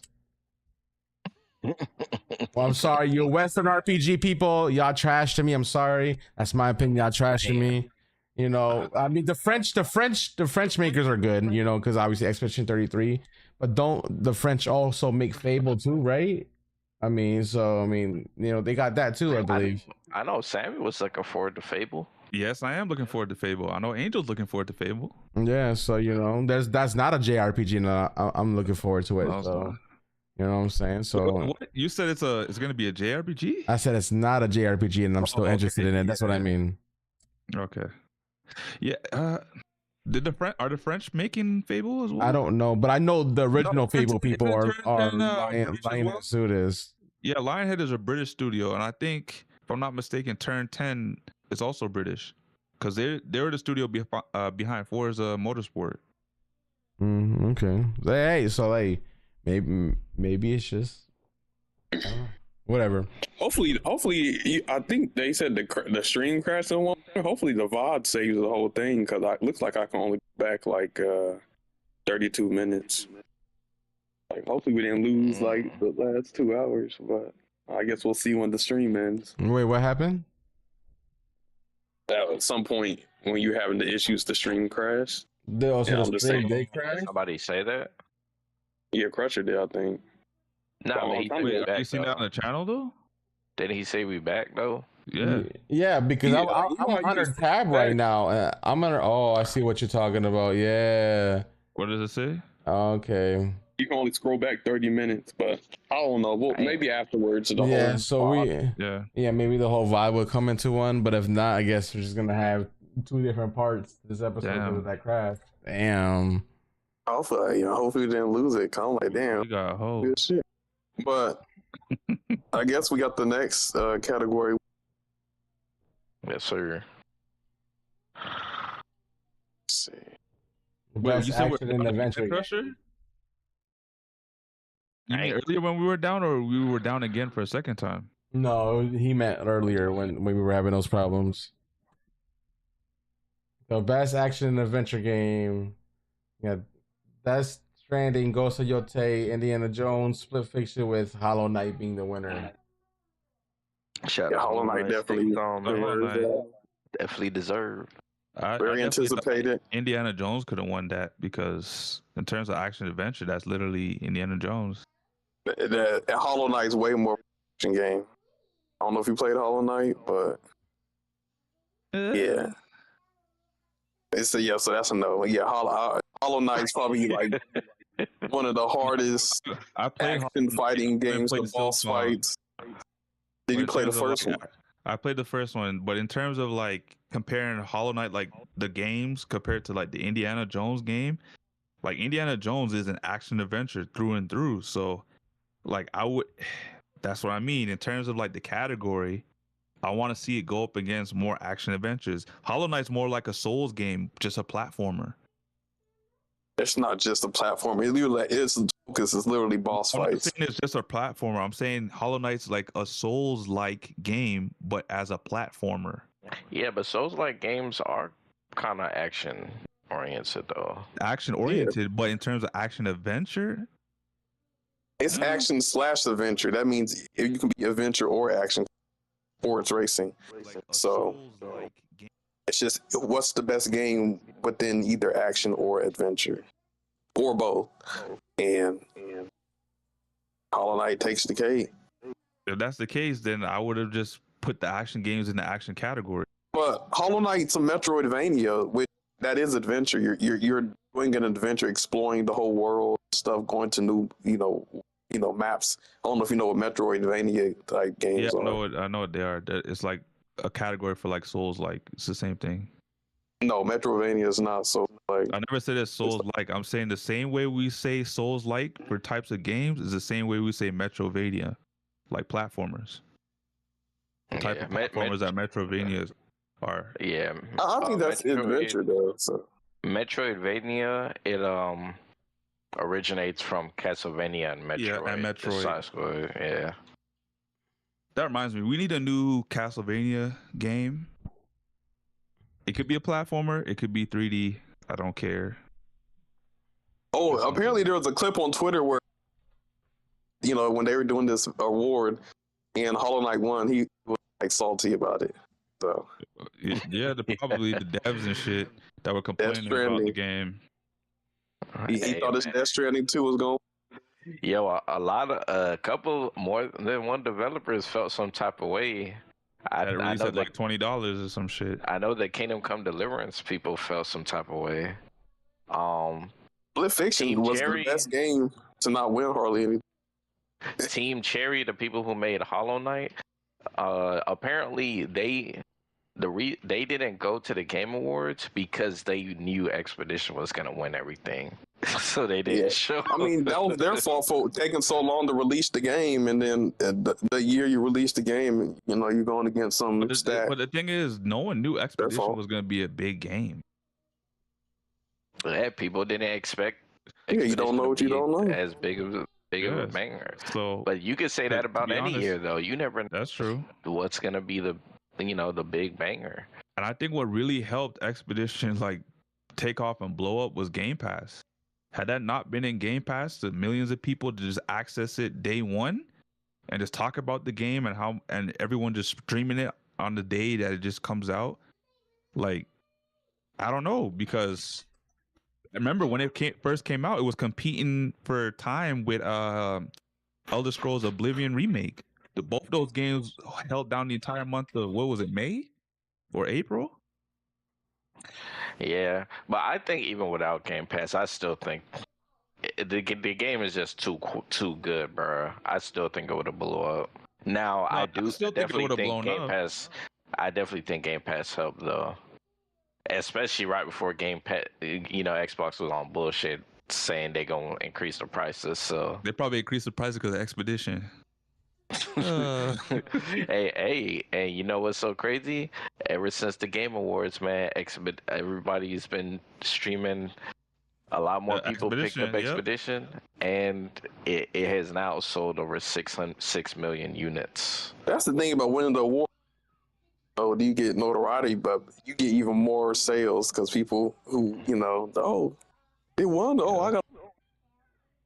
About. Yep, that's true. So, but to be honest, you get more notoriety just being nominated for everything. Like stores and consoles and stuff, they put you in like on the front pages and stuff like that. If you're nominated and whatnot, your games might go on sale. Obviously, people are talking about your game more. Expedition's on sale right now as we talk. I think it's like 20 off. I'm not sure how much is on PlayStation Store, but on the Xbox Store is 20 off. And the game was already cheap as it is. So they made the game even cheaper so more people can get access to it during the holiday season. Like, could you only imagine how many more people are going to buy it? And that's smart. It crossed 6 million. That's smart. I mean, I'm pretty sure they already profited. They already went over their budget. So, even if doing that $20 off or 20% off, they're still making money. So at that point, why not let more people play the game and get to have the chance to experience the game? There's a new trend too, where AAA studios and developers are starting to look at the price points and be like, maybe we don't need to sell our games $70-$80 because look at these other games that are selling at like $20 cheaper than us and are outselling us. But that also, I would also say, I heard something that like, Expedition's budget was like 10 million. I forgot who told me that. Someone told me Expedition's budget was like $10 million. Yeah, I think so. I'm gonna look it up for you real quick. I know the dude said that he learned the game from YouTube, how to develop a game. The budget for the game was it was less than 10 million. Less than 10 million. So that's insane. And you know what we've been saying the couple of years about AAA budgets? They're just too big. The money goes to places 200 million, 200 million. Some games costing $1 billion. Like GTA is the only example of a game that is justified costing $1 billion. You know how much is in those type of games? If you're not GTA, it's the invincible problem. 500 billion on a game's budget, like it's like you're allocating your resources to like celebrities instead of like the animation crew. That it's kind of like that with a lot of these big AAA games. They're giving money to CEOs and giving money to like all of these places instead of where it should be allocated. So, how much was Expedition 33? Well, how much did it cost when it came out? It was like $50. Was it 50? Was it 50? Yeah. So just think about it. $50 and with 5 million copies, just think about that. No, it's 6 million. It's over 6 million. Well, 6 million now, but it's on sale, so I wasn't trying to add that part. Okay, so this is the best way you can do it. The first month it made $3.33 million. Yep. Because the first month they sold, that was like a little fancy statistic because Expedition 33 they sold 33 million or 3,300,000. So if then I guess you can find out if it made back his budget. So that's you said 3.3 million in the first month, right? Yeah, copies. That's how many copies they sold. Yeah, and then that would probably be they made. If I'm doing my math correctly, that means they made 15 million. Yeah, so they made back their money and they profit tenfold. So and now they're almost at doubling that because now they got over almost 6 million or at 6 million. So they already made way over their budget. They chilling right now. Mm-hmm. Mind you, we're not even talking about the bag that they took from Microsoft to put the game on Game Pass as well. So if you add we'll have to get to that one. We got to get categories. So we got best action game, and then we'll talk more about Expedition, at the end because it'll be relevant. But best action game, we had Battlefield 6, we had Doom: The Dark Age, Hades 2, we had Ninja Gaiden 4, as Sammy said, Game of the Year, and then we had Art of Vengeance. And the winner was for best action, Hades 2. Yeah, and I voted for Hades, man. See, Sammy, you gotta understand, man. A lot of these games you be thinking not as lit as you think. They like that. So we're not gonna talk about First Berserker. We are. So First Berserker Kazan should have been in this category. Mm-hmm. I don't know what the fuck happened, but First Berserker Kazan deserved to be in this category. Oh my god. Then we got best VR, best AR. We had Ghost Town, we got Marvel, Deadpool VR, we got Arkham Age, we got Alien Rogue, and Incursion, and then we have and the winner was The Midnight Walk, which is definitely deserved. I don't know if anybody see the trailer. If you see the trailer or gameplay, it's a very good looking game. I'll say that. I heard great things about it. Yeah, it's like being in a Pixar movie or like A Nightmare Before Christmas. Like they did a really good job with that. So yeah. Then we got best mobile game. Then we have Destiny Rising. Angel, he likes that. We got Persona 5. We have Sonic Rumble, which just came out. We got Umatsumushi Pretty Derby, and then we got Wuthering Waves. And the winner was Umamusume. Umamusume. And I had to look up this game, and I remember.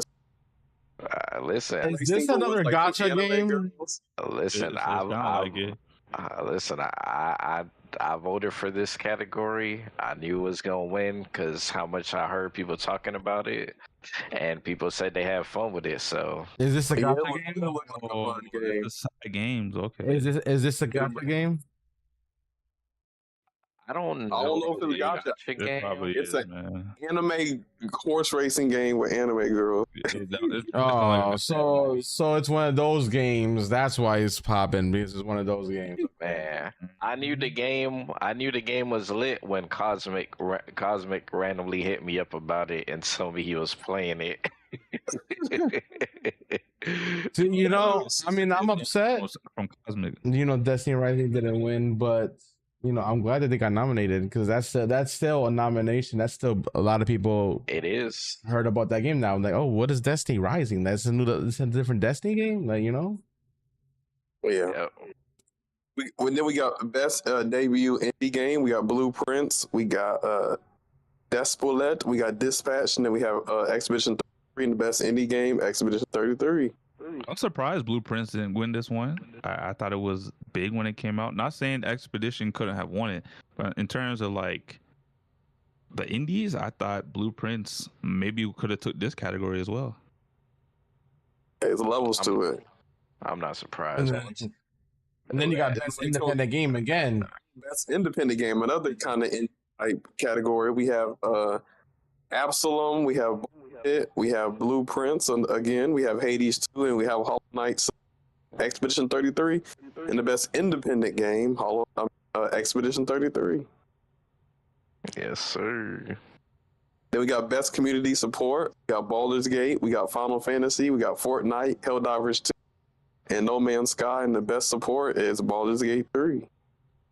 So that's good that they have a good support, because I hate games where you need to get in contact with some humans. Ain't talk to nobody. Yeah, it's nice to see Final Fantasy 14 still making nominations. That's crazy. Surprised it wasn't No Man's Sky, to be honest, because they got the best support period. Speaking of No Man's Sky, we got best ongoing game category. We got Final Fantasy 14. We got Fortnite, Helldivers 2, Marvel Rivals, and No Man's Sky. And the winner for best ongoing game is No Man's Sky. And No Man's Sky's improved. And they added so much content. It is what Starfield wanted to. And so, I get it. I feel like as this game goes on, it just gets better and better. So I understand. Honestly, I think all the space games aren't trying to be No Man's Sky. I think they're all trying to be Star Citizen. The problem with Star Citizen is it just can't fucking release. Well, No Man's Sky was released. Man, No Man's Sky was the story, bro. Go ahead, Caleb. But yeah, I guess for the next category, we got Games for Impact. We have Consume Despolette, Lost Records, Bloom and Rage, Wander Stop, and South of Midnight. And the game for Impact is South of Midnight. So very deserved. This was a great game. Honestly, I didn't expect it to win for Games of Impact just because I didn't know what was going to be in the category at the time. But looking at all the other players, this is definitely a shoe-in. But I think the strongest categories, apart from Impact, based on, the description for the category, I thought South of Midnight could have won and was Best Art Direction and Original Soundtrack. Because in terms of art direction, imagine Tim Burton's Corpse Bride, but as a video game. Stop motion, the claymation, but as a game. You get South of Midnight. Yeah, that's kind of what the VR game was. Direction as well. It definitely seems like that kind of style is coming into style. Yeah, because before this game, I've never seen a stop motion video game before, and that's what drew me into the game. And then the lore of like, you know, the Deep South. I was like, oh, so we're gonna get like voodoo stuff. I'm not into voodoo. I'm just saying, you know, that kind of stuff I'm interested in. But I was excited that, you know, they were able to take home something because it was a great game. Oh yeah. Yes, sir. Then the next category, we have innovation in accessibility. We have Assassin's Creed Shadows, Atomfall, Doom Dark Ages, EA Sports, FC26, and South of Midnight, and the winner is Doom Dark Ages, which is very deserved. The amount of customization of the settings and things you can do, the difficulty, it's definitely very accessible. You know, sound design, all kinds of stuff. So, deserved. Assassin's Creed got nominated for something. Good to see. Imagine if you were deaf playing Doom. How would that work? On the operation features. I just know a lot of people. I just know from what I've been hearing, Doom has its accessibility features are really good. So obviously there are limits, but like for people who can, even like if you're color options for that, they can speed up how fast the enemy goes down. You can basically adjust the game however you want it to be. So yeah. We got best performance. We got Balada Expedition 33. Let's go through. We got Ben Starr, Expedition 33. We have Charlie Cox, Expedition. We have Erika Ishii from Ghost of Yotai, the main protagonist. We got Jennifer English from Expedition 3. We got Konatsu Kato from Silent Hill. And we got Troy Baker from Indiana Jones. And the winner was Jennifer English for Expedition 33. So she was the best performer. The voice actor for Mael, baby. Mael. That's honestly, that's what I voted for. Honestly, I wanted you know, Gustav's voice actor to win because he was the best in the entire game, if you ask me. Like Mael was good, don't get it twisted, but in terms of like, bro, remember when they had to go off on the expedition? I'm not spoiling anything because literally everyone's gonna go through this. But remember how they had to go off for the expedition and they go Maj early on, and you have to see, you know, him like technically lose his girl in the beginning of the game. That's not a spoiler. That's not a spoiler. It is. You know what I mean? You know what I mean? That scene alone, it is. I was like, dang. So it kind of is a spoiler if they don't know anything about the game. I don't know nothing. Like that's like saying, oh, no. Because I don't think he knew that, bro. Yeah, It's one of those spoilers that you're not gonna lose anything, Caleb. Trust me. I'm gonna lose. When that happens, it's not gonna hit the same. Did Sammy just spoil something? Did Sammy just spoil something? So the reason why that is a spoiler, like a big spoiler, is because so many people like they get something from that part when it happens. Yep. Like it's a very important part. It's not gonna be the impacting. It stuff like that is for impact, and then that gets spoiled. It's not gonna have the same impact anymore. That's why people be like, oh, they be trying to just games or shows to people, and then they spoil it, and they wonder why people don't stick with it because it's like, hey, I didn't get that same emotion I got because it got spoiled for me. See, Crusher gets it. Crusher gets it. Appreciate you, Crusher. Hey, shout out. I don't know if that's a spoiler because everyone lost someone in the beginning in the game, but I'm just saying in terms of like the performance in that section alone, that's where I was like, Gustav, we're gonna have to do something.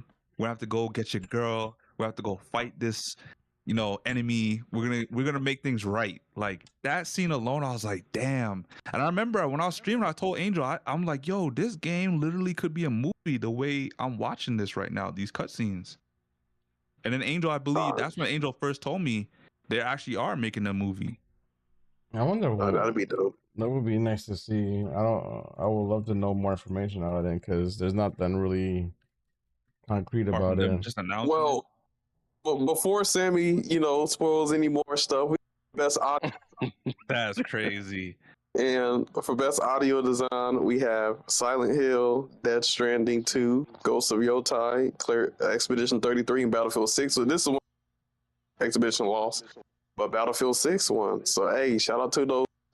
Shout out to Gun Battlefield 6 sounds. because I know it has great audio design. I was just surprised Arc Raiders wasn't in this category because one thing that a lot of people mention when they play Arc Raiders is the sound design. Yeah, I did hear people say that Arc Raiders should have been in this I think more category. that for a proximity chat for sure. I can understand because I think any game with proximity chat is a W, but they do it well. Yeah. But Battlefield, I did hear, has amazing. I told you guys to be playing the beta with me. You guys didn't play the beta, and listen, it's all good, bro. I'm fine leaving Battlefield where it's at. We got best scores in music, and we got Hollow Knight, Hades 2, Ghost of Yotai, Death Stranding 2, and Expedition 33. And the best music score was Expedition 33. I think the probably one that got closest, the Ghost of Yotai, because they had a lot of features. I think they even had like a samurai Champloo mode, where it had that music going when you're going through the the fields and stuff. But I think the Expedition 33 music was just too fire. One thing. And this is the one category I was like, I could see either Expedition winning this or South of Midnight, just because in terms of like the soundtracks, those are the best two in the entire category. Yeah, but probably most of the game journalists probably didn't play South of Midnight, so they didn't get that. Unfortunately. Yep. We got best art direction. We got Hollow Knight, Ghost of Yotai, Hades 2, Death Stranding 2, and Expedition 33, and the winner is Expedition 33. Yes, sir. Wait, where are we at? Best art design? Best art. I'm on best audio design. Yeah, you behind. Yeah, Caleb is he's like reading it. What? Angels delayed? I'm delayed. Wait, where? So you already passed best audio design? Yeah, we're on art design now. So we did score and music as well? Yep. Oh shit. Okay. Oh, we did art direction too? Just now, yeah. Yep. Oh shit, I'm slacking then, cause damn. Y'all running through this shit then, cause shit. Yes, sir. All right, so we already did it. So we're going back to best narrative then. Yep. All right, I'm just making sure I'm following through the same ones.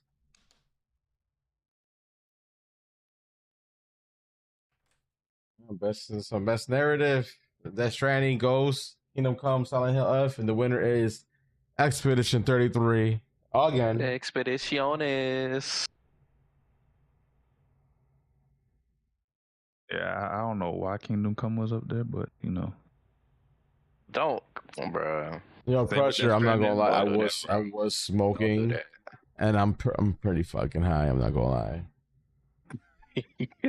Enjoying another universe. Right? Angels in the multiverse right now. Whoops. Like, oops, that's the wrong computer from the wrong Earth. My bad. That's the wrong topic. What are we talking about? Hold on, episode 55. I'm on 57. What?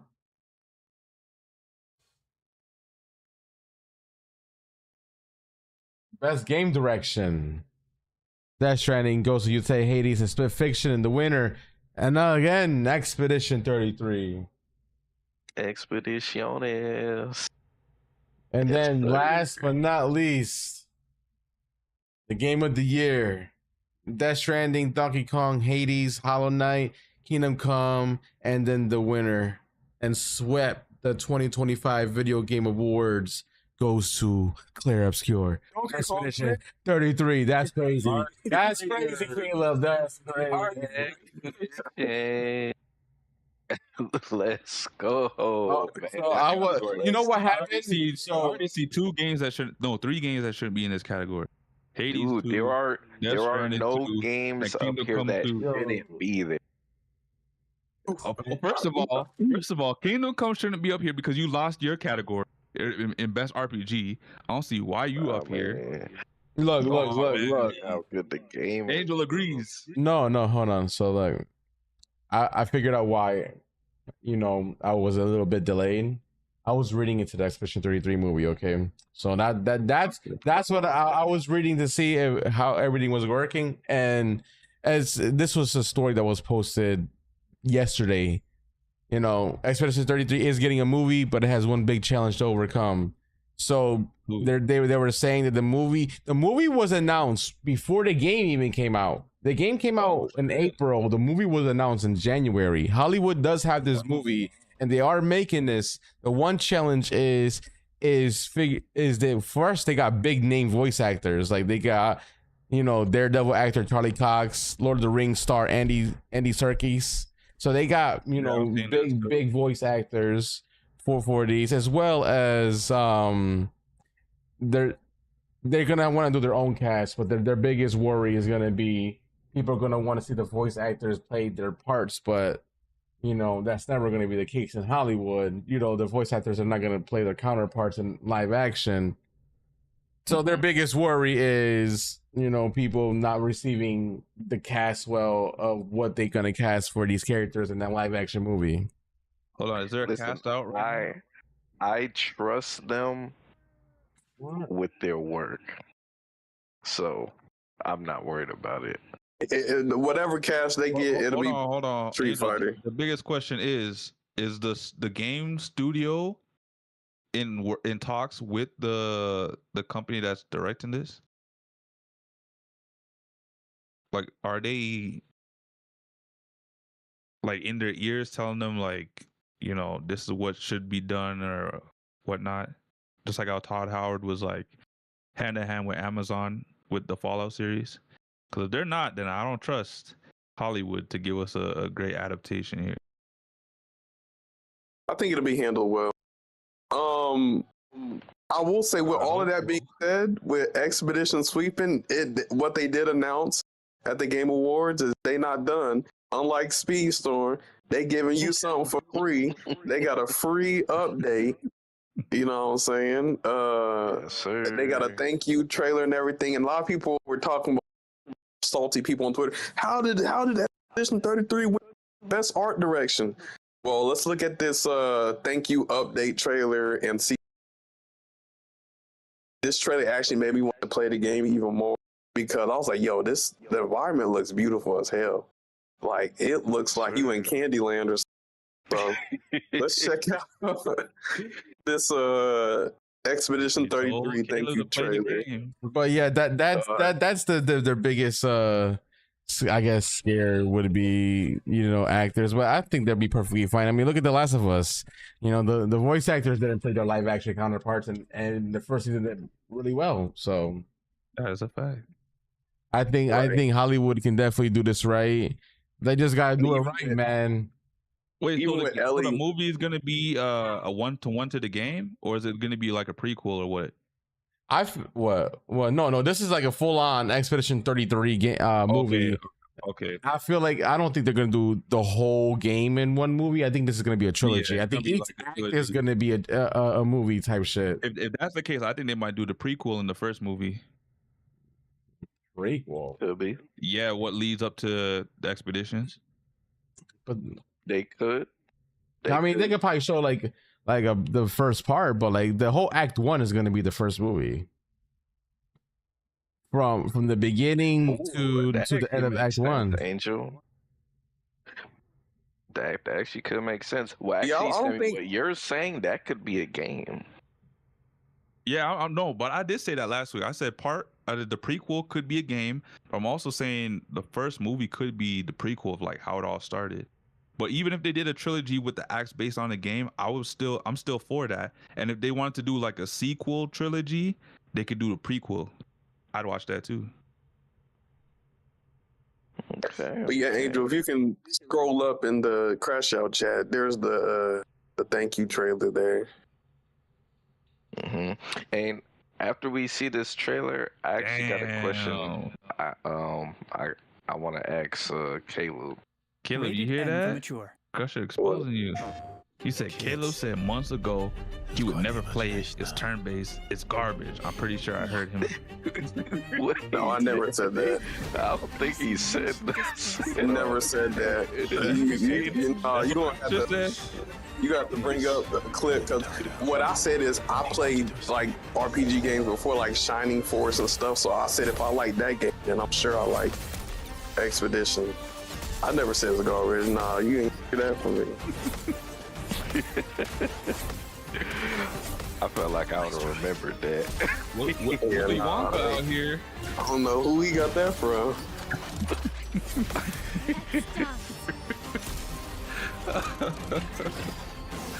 Charlie and the Chocolate Factory out here? Yeah, this is why I won best.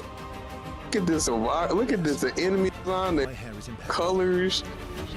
This looks amazing. Oh, this all it took was this game to get this update for Caleb to play it now. Hey, maybe. I'm like, this is what the game. Look at this. I felt like Caleb would have played it regardless, but this is just it showed this adds like them adding this stuff, you know, on top of how masterful the game was already, just added more to it, bro. Like, and so now that we've seen this, I want to ask you, Caleb, after, you know, I know we've been singing the game's praises all year long. I'm pretty sure you've heard other people talk about it. After the Game Awards plus this trailer, how are you feeling about the game? I feel like it's something on my radar now that I'm seeing. Like, I was looking at a little. I didn't want to spoil myself, but like I feel like it's one of them games.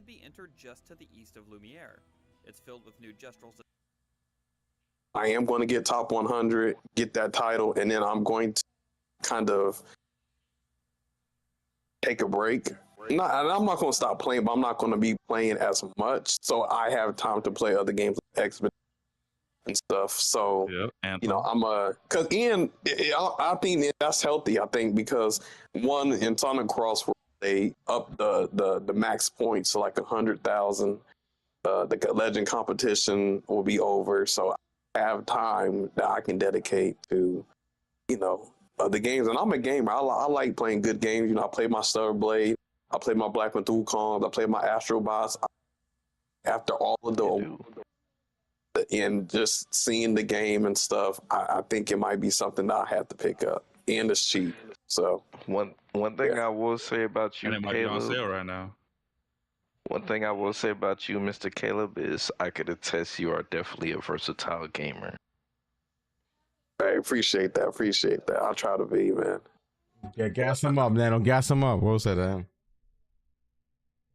Yeah, I mean, it's true though. It's true. I see him play Rivals, fucking racing games like Speedstorm and Crossworlds, you know, too. So I mean, he's definitely, from what I've seen, very, very diverse and in different games. Yeah, I play. Crusher said he swear it was you, Caleb. Nah, you have to get the clip or something. If you ain't got the clip, then it's specifically, that would be crazy for me to say I can't play turn-based game when I literally like some older ones. I think it was somebody else. I did remember somebody saying something about they don't know if they'll like the game because it's turn-based. I just don't know who it was. Well, listen, man. Now that Expedition, now that Expedition won this award, there's been a whole bunch of naysayers coming out the woodworks shitting on the game that haven't even played the game because they upset. It is turn-based. They don't understand how the game could have won. So, you know, I know that's been going rampant. So there's been an agenda. So hold on. So what if it was Final Fantasy that won? What are they gonna say then? Well, Final Fantasy right now currently isn't. It's not. I'm saying, I get it, but I'm just saying, what if it was a Final Fantasy? What if it was Final Fantasy 7 back then, and it came back as turn-based, and it won? What are you gonna say then? Unfortunately, Sammy, the way the Game Award works is whatever game wins gets a whole bunch of love, but also gets a whole bunch of hate. I know that. Yeah, it's common. It's common. Tell me that. But you know, don't Exactly tease me. what I'm saying. Final You know what's Fantasy crazy though? I VII didn't hear turn this base. rhetoric. I didn't hear this rhetoric with Elden Ring when it won, and it was sweeping Yes. the Game Awards. So here's the thing. You're correct. Elden Ring was the only game that I remember, this and Overwatch, that didn't get a whole bunch of hate when they won. And you know why? Because So- the game was released and it was cheaper than everybody else's, and their budget wasn't insane, and they made some money back. I don't And they didn't get understand. downsized because they didn't have to lose a couple devs. But see, here's the crazy thing, right? There are people complaining that this game won Game of the Year.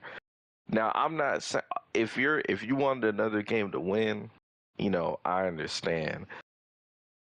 But this year should be a testament to how fire gaming is right now. Because from a strictly if we're just not talking about the business part, gaming is in the best Baldur's state Gate it's as well. ever been. Oh, bro, and Jeff said it during the awards. This is the first time that 3 indie games have been nominated for Game of the Year. 3 indie games, bro. That half the nominees weren't even $70. They were 50 and below. Yep. So that just goes to show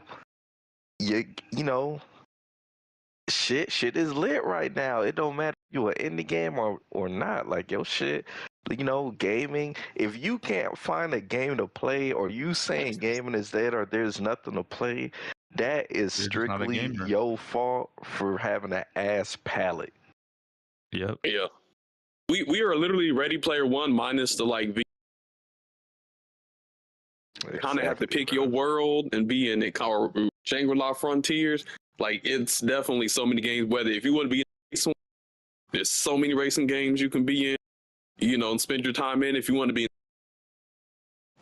in many different a game for every genre for you to be in. So gaming is definitely alive and well, and just almost so many games. It's hard to even, because it's just like not enough time. But Caleb I will say, playing a whole bunch of different games. Angel playing Destiny, and he's playing Expedition again and stuff like that. Sammy, he playing Expedition, and he plays South of Midnight and stuff like that. I played like half the game. Well, not half the games, but I played Yeah, a lot of the games that were nominated for Game of the Year. You're playing another game right now. Oh, you're playing Anthem right now? I went to check out Anthem. Here. You played Wulong, Wulong Fallen Feathers. Wu-Tang. Wu-Tang, my bad. Yeah, no problem. Sammy's he's a Burger King gamer, and I'll explain it this way. Damn. I'm trying to give my boy praise, man. Hey, praise is deserved, but like, if there's a McDonald's and there's a Burger King street, Sammy going to Burger King. That's how I feel like. So What's your name, bro? Sammy.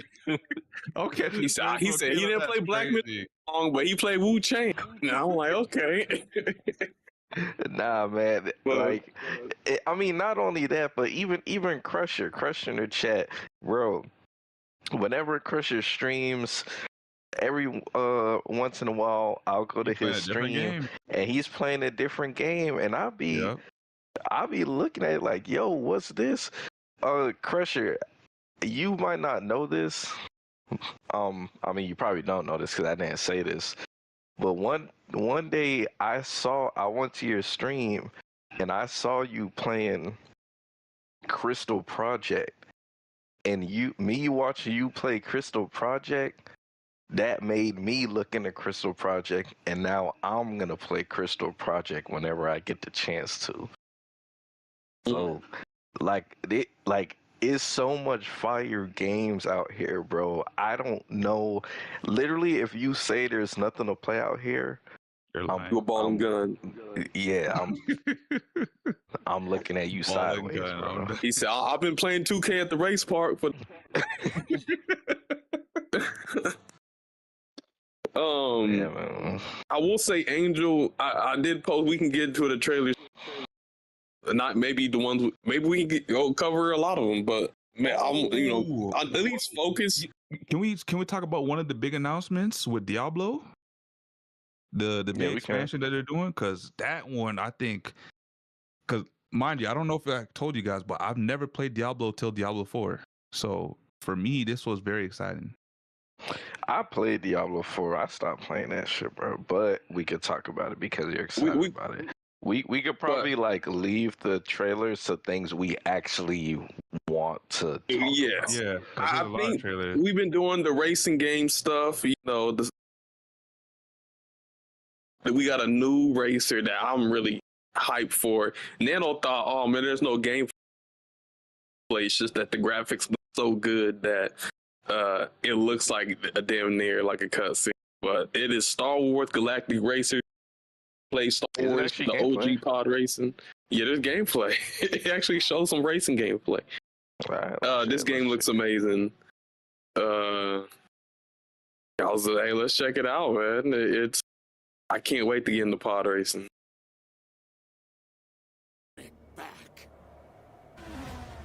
Sammy, can you also put the Diablo trailer in the chat?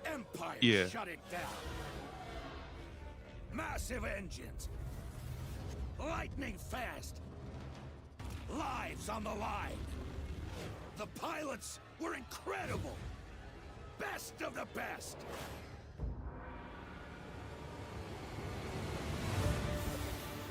United by one beautiful dream.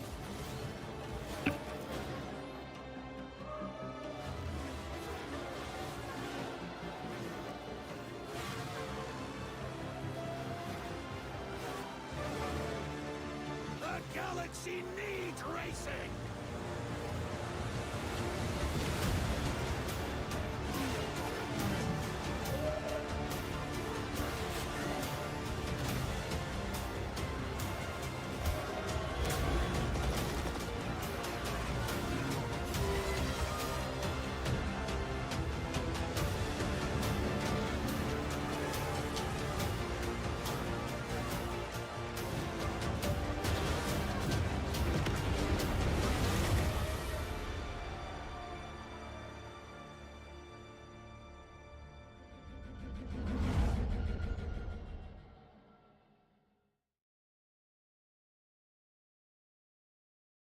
Yeah, Nano, that's gameplay right there. We are getting a new Star Wars. Okay.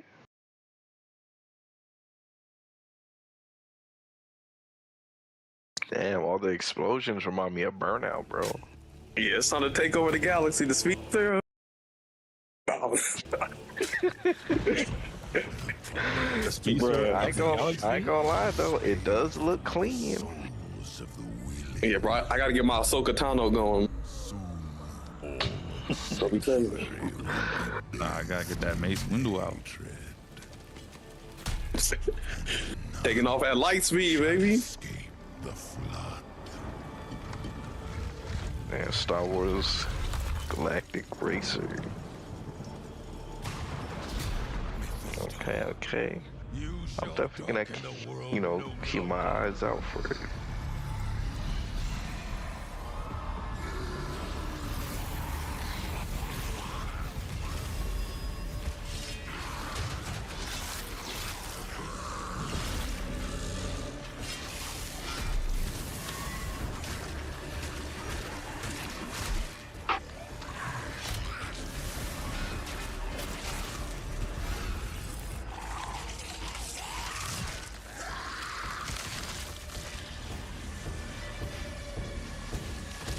Is it 2 classes coming out, or is it just a It's 2 classes, but only the Paladin has been announced. The other one's still a mystery class. Okay.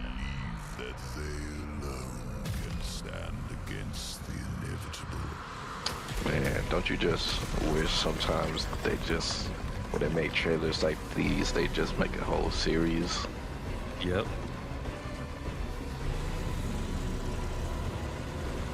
Man, a whole series like this would be fire, bro.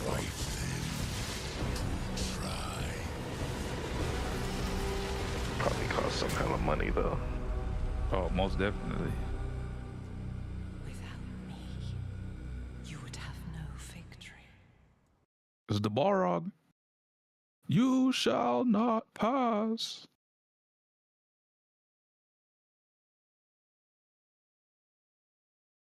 I played Diablo 4, and yeah, that's just trash. So Highly, I don't highly think disappointed. Diablo is trash, but I do think after once I hit endgame, I felt like it left a lot to be desired. I didn't like the endgame grind, so I'm just waiting for Path of Exile to become free. Then I'm gonna try that out. But I did the enjoy end game my time playing progression. Diablo. I mean, I enjoyed it.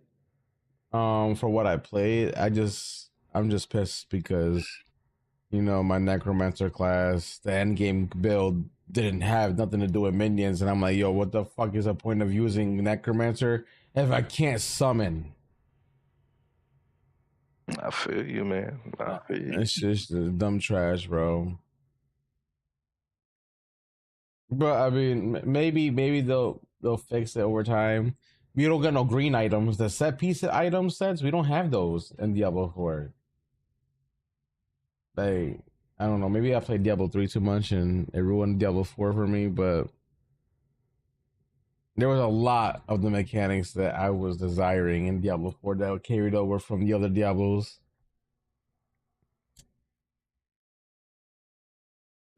Well, for me, the one reason why I'm excited, mind you, I only came into Diablo with the 4th iteration.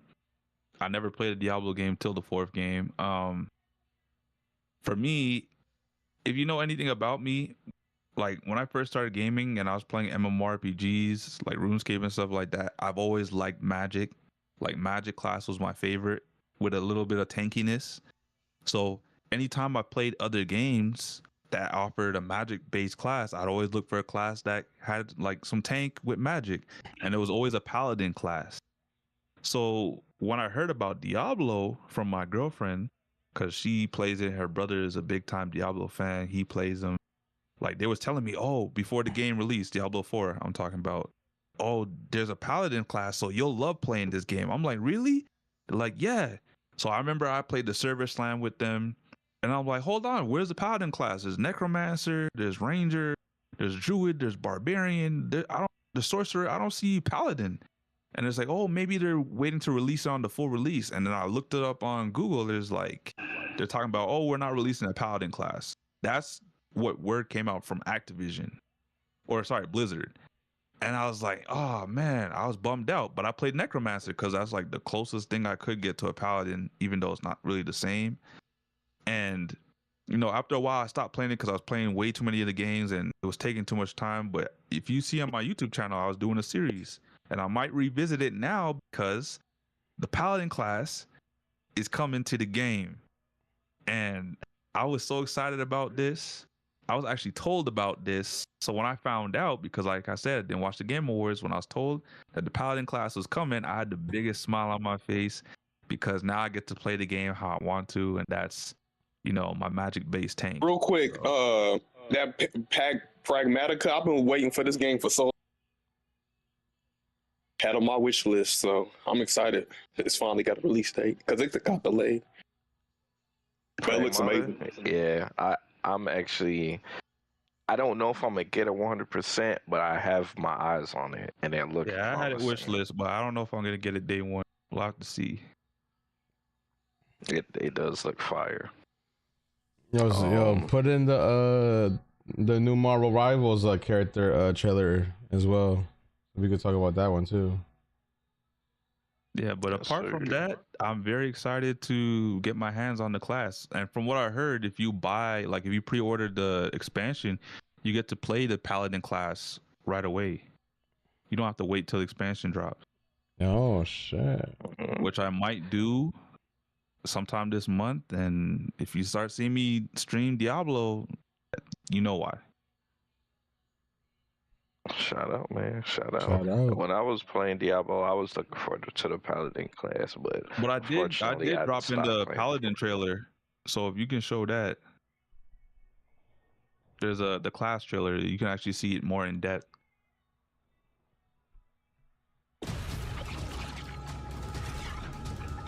But yeah, like I said earlier, I was bummed out when I didn't see no Paladin and heard they weren't good.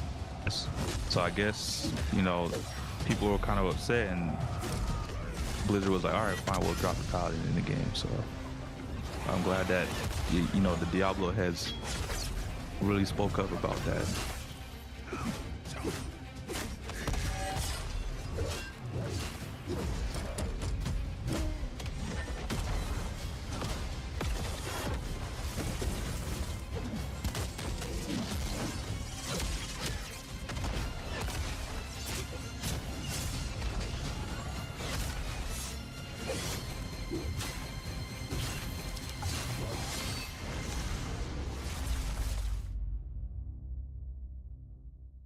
Pre-purchase now and instantly unlock the Paladin. Instantly unlock the Paladin.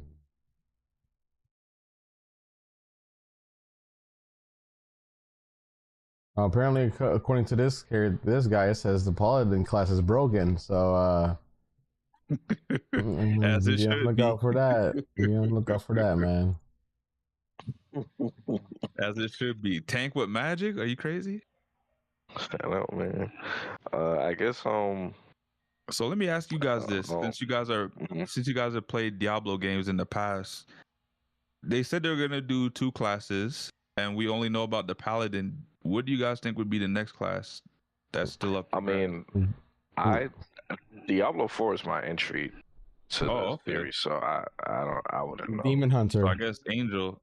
You think Demon Hunter? What's that? The fucking, I don't know if I'm saying that right, but it's basically the class with the crossbows. But I mean, like, there's already Rangers in the game. But they're not Demon Hunters. Probably specializes though. What do they do differently than Rangers? I don't know. I want to make sure I'm saying the name right.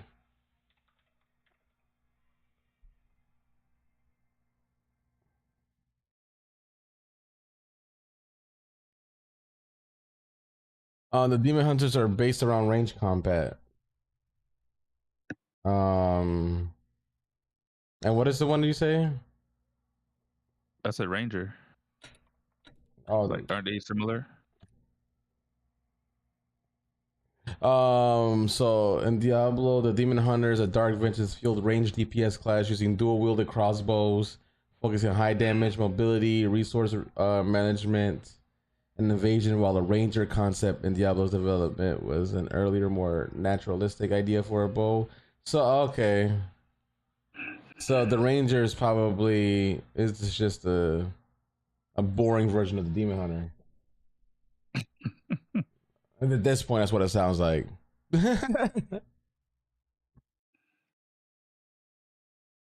So, I did put a trailer for one of the games that I'm looking for called Saros, and it's made by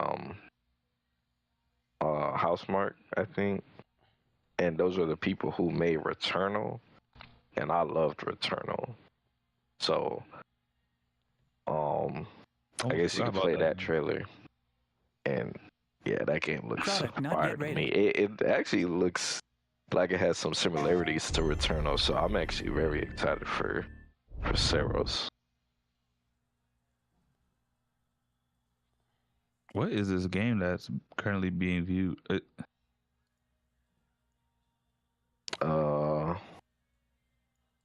Probably that tank game. Yeah, that's that tank game. Product Tank not Red. yet rated. I actually hear people are looking forward to this game. I'm not. This shit look goofy. The sun is forever.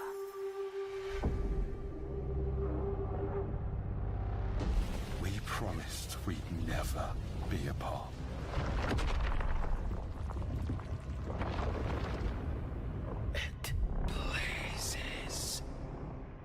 It was promised. This is what Nano's looking forward to, yo. I need to know that I just made the People right in bed. decision. Yes, sir. Watching each other. Wait, how long? Since the last time the sun died, mate. What in the Mass Effect is this? You left us here. This is massive. What in the Mass lost Effect? people. There's no way to get home, and This is what it does. It gets in our heads, and it twists, and it turns.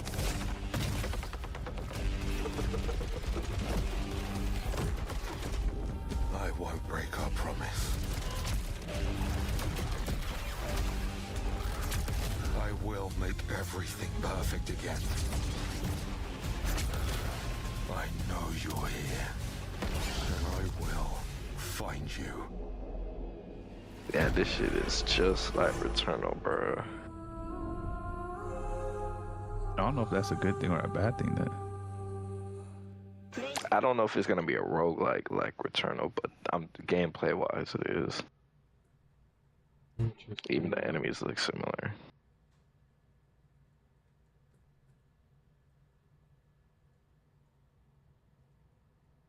Yeah, this game's gonna be fire, man. you guys hear that Darksiders is coming out with another game? Yes, it's gonna have all of Darksiders 4? the. Yeah, they announced Darksiders 4 a minute ago, though. But yeah, I'm a very big fan of the series, so I'm looking forward to that as well. You said they're gonna have what in there? It's gonna have all of the horsemen as playable characters.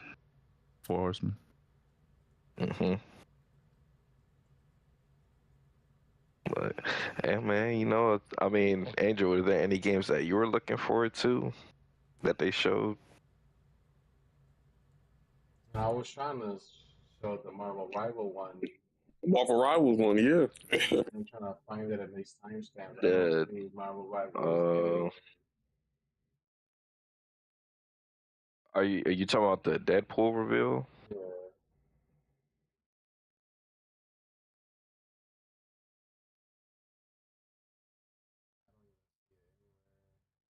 Oh, Marvel Rival character reveal. I see it. There it is. Pack shooter ever, but first some hot redhead who's trying to blast my ass a few new holes. And I got a surprise for her.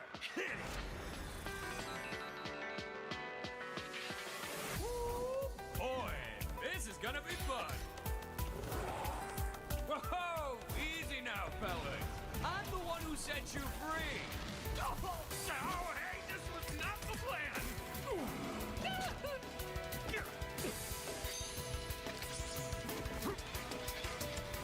All right, you rejects. Get Tyrannosaurus Rex! Come on! I'm not even a...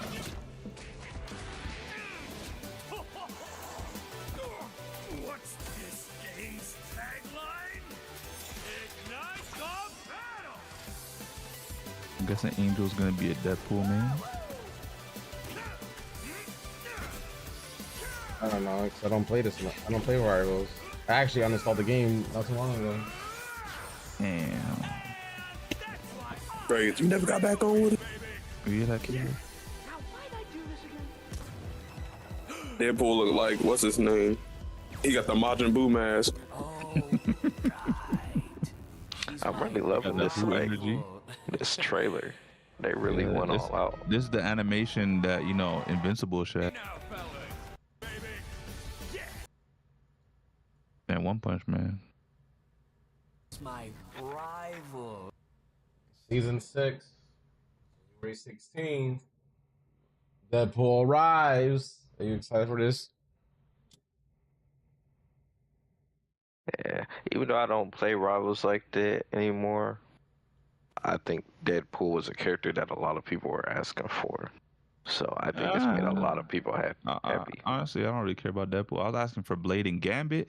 I got them. So, you know, I'm going to have to make my turn at some point.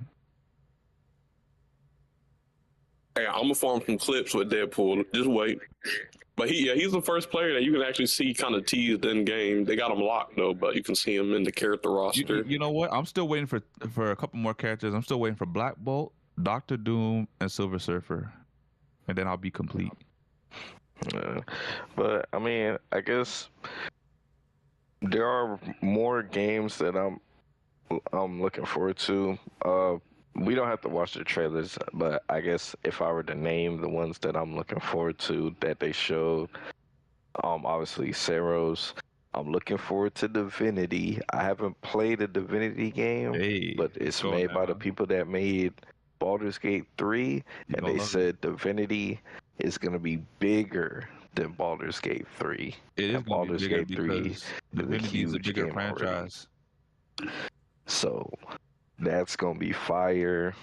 Pragmata, I think that's going to be fire.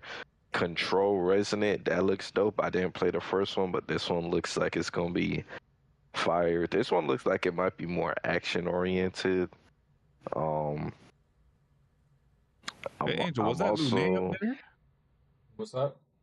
Was that Lune up in the video? What video? In the stream. Oh, that was the 007 trailer. Oh, okay. Cause I thought that she looked like Lune. That's my wife. What's that? That's crazy. Y'all sharing the same woman? But other than that, I'm also looking forward to more like D&D. They didn't show gameplay. I think they're gonna show gameplay for it next summer. And I'm also looking forward to Stupid Never Dies. So those are the games that I'm looking forward to. I'm looking forward to the Xbox showcase in January because that will give me a good a great indicator of whether Fable, well, like what the release date for Fable is going to be. I think it's going to be the fall. We'll see. I just want to see more on Fable. That's it. Okay. Caleb, is there anything else that they showed that you might be looking forward to? Oh, wait. Fate of the Old Republic, this trailer right here. That's what I'm looking forward to as well. Because I played. Yeah, Sam, we're thinking the same thing. The what's it called? The Star Wars. Oh, okay. Okay. You played the Knights of the Old Republic? Or are you just interested in seeing what this game has to offer? What happened? No, I was talking to Caleb. Oh. Caleb? Oh, I guess we lost Caleb. My boy probably busy. Shit.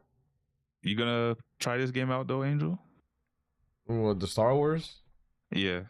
I don't know. I never played the Old Republic games, so I don't know. That's fair. They are good though. They are classics.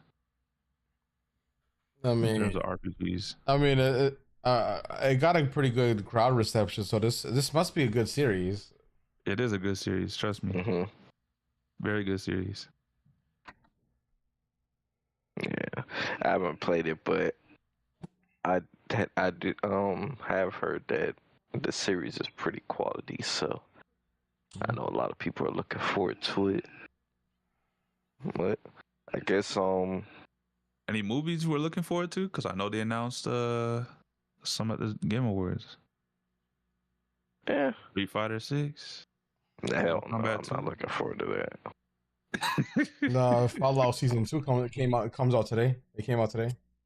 No way. I can't watch that right now. now. Fallout Season 2, man. The first episode came out today. I'm watching too much right now, bro.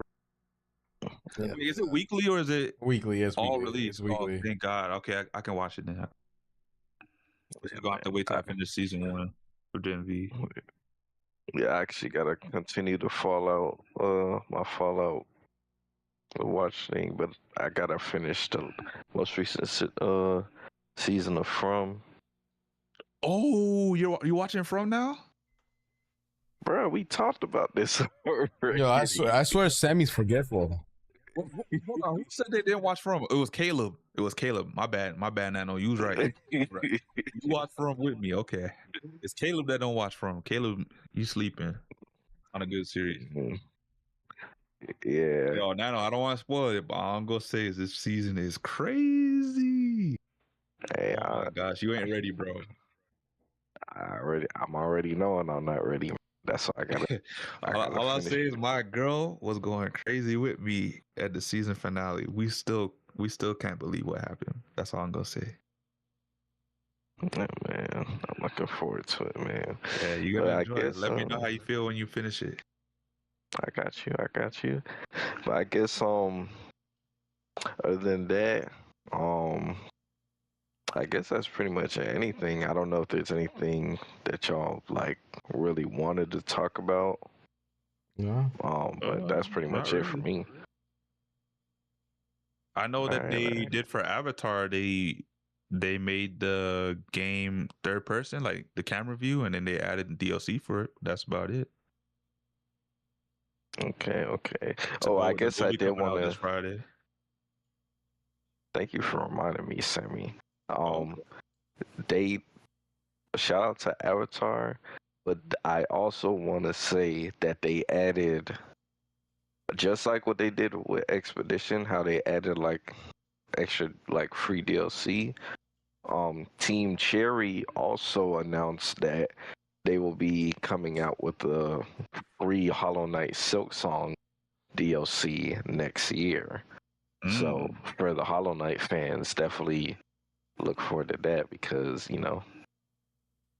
it's Hollow Knight, man. Shit's fire. So I know that's pretty big. But other than that, man, I mean, I guess we could start wrapping up. Oh, you just reminded me, Nano.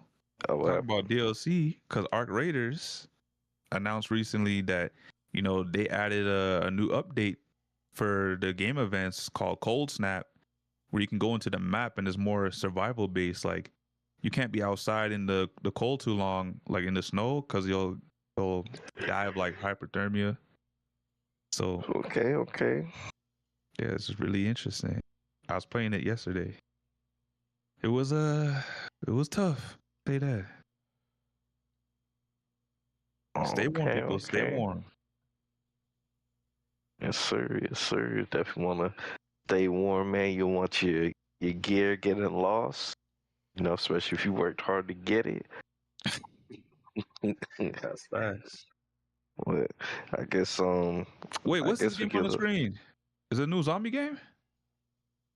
Nah, you definitely didn't watch the Game Awards. Yeah, I did, bro. This man slacking. He said, "What is this game?" Oh shit, that's crazy. I might be looking forward to this. What game is this? This looks like Left 4 Dead. Kind of.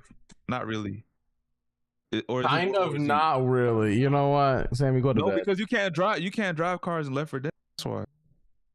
It's not Left 4 Dead, but I forgot what it's called, but it looks okay to me. Oh, John Carpenter's Toxic Commando. Oh, okay. Yeah, so I might have to check this game out. It might be fire. You never know. You know me in the zombie games. I like them so.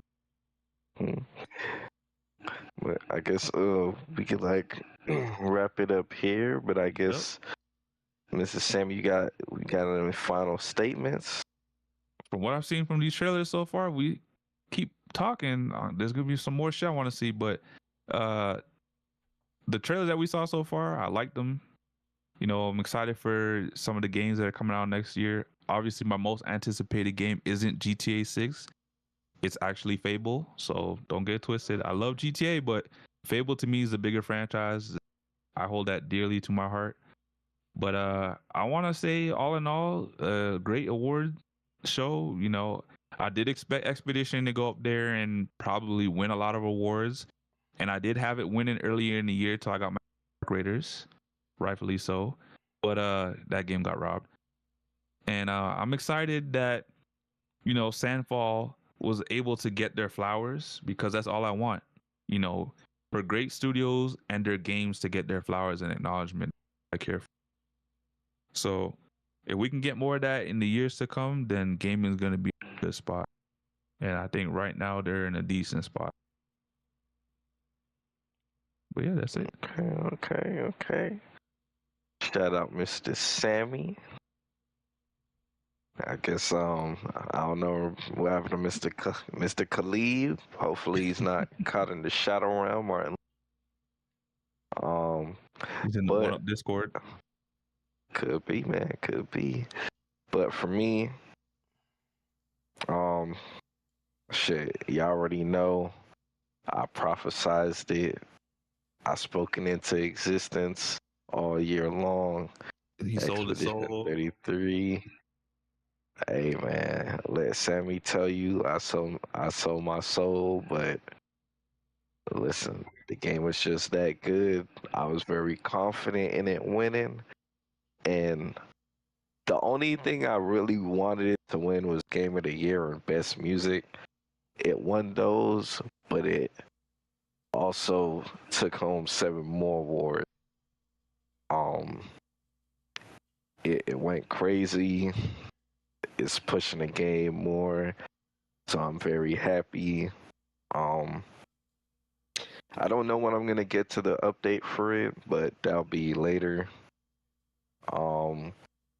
Also, I think just in general, aside from Expedition 33, I do want to shout out to all the other games that were nominated because gaming is in a great spot right now, and I hopefully the trend continues upwards going into 2026. So that'll be it for me. But I guess it's all on you, Mr. Angel. Take it away. Dog's Hope Bonanza, the best family game of the year. Shout out, man. Shout out. And we got Caleb's favorite trailer going on in the background.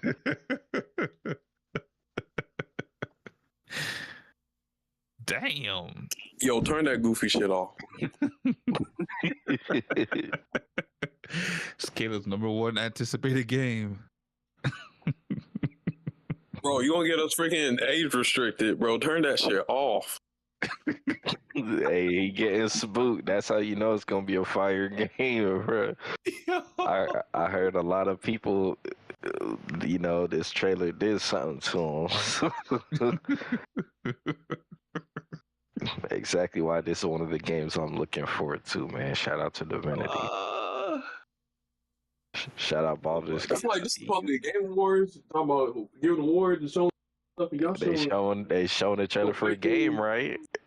It looks like he's getting crucified. Or not really crucified. Hey, you know what's so crazy, Sammy? What if this game comes out, it blows up, he plays it, and he loves it? You got like some. I know I'm probably playing this day one. I didn't play Baldur's Gate because I didn't come into Baldur's Gate like that. I only knew about Baldur's Gate because I played Divinity. A game called Baldur's Gate, and the developers for that game. I'm excited. I guess Baldur's Gate won Game of the Year last year, and I guess the developers for that game the new game they're working on. Caleb on the phone with someone.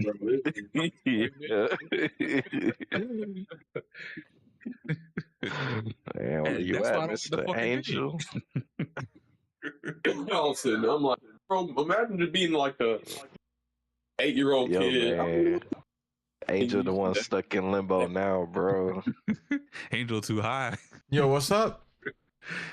You take it away, man. You gotta your finishing statement. We waiting on you.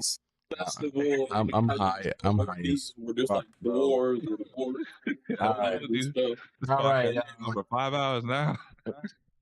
Yeah, but then they freaking are like, because they trying to show off the graphics, and then they're just showing this dude get like graphically like sacrificed.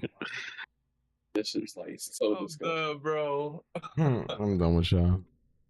Yo, but great podcast, everybody. Overall, thank you everybody that came through and chimed in, talked with us, watched the podcast, and those that are watching it through the VODs later on. We appreciate y'all support. Leave a comment down below. Let me know what your game of the year was. Let us know what your most anticipated game Let us know. Let us know what you're looking forward to. Appreciate y'all. Season 17, the Speedstorm comes out in a couple hours. Y'all, if y'all gonna do the speed run challenge, I look forward to competing with y'all. Try to get that $2,000. You already know. And then stay tuned for next week to we talk about the new season and how that speed running challenge was, and who is close to taking it. So much love, y'all. Y'all have a great rest of your day. We'll see you guys next week. And if you guys like the content, like, subscribe, hit the bell to get notified whenever we go live. And we'll see you guys on the next one. For those who come after. Yes, sir. Hey, on Jeff, shit on Craig.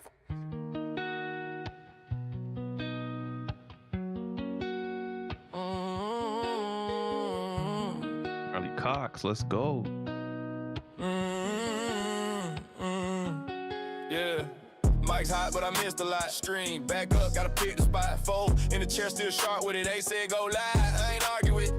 We was running like pit lane crew. Low tall, big fat, tight view. Angel, flow, no real steel. Sammy Bill frames, Caleb tail wheel. Did it start with a spark? Maybe.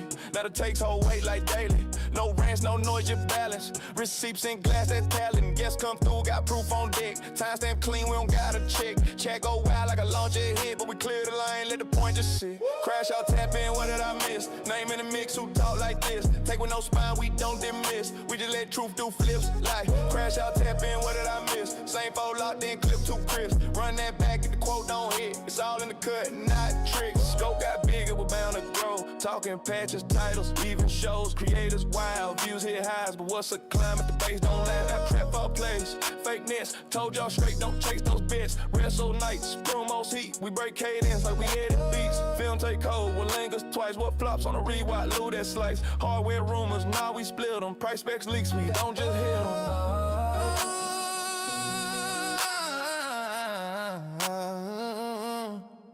Crash out, tap in, what did I miss? Run that clip, who really like this? No cap, just cues in the docket list. If you ain't got facts, don't twist. Crash out, tap in, what did I miss? Same 4 lives, still talking slick.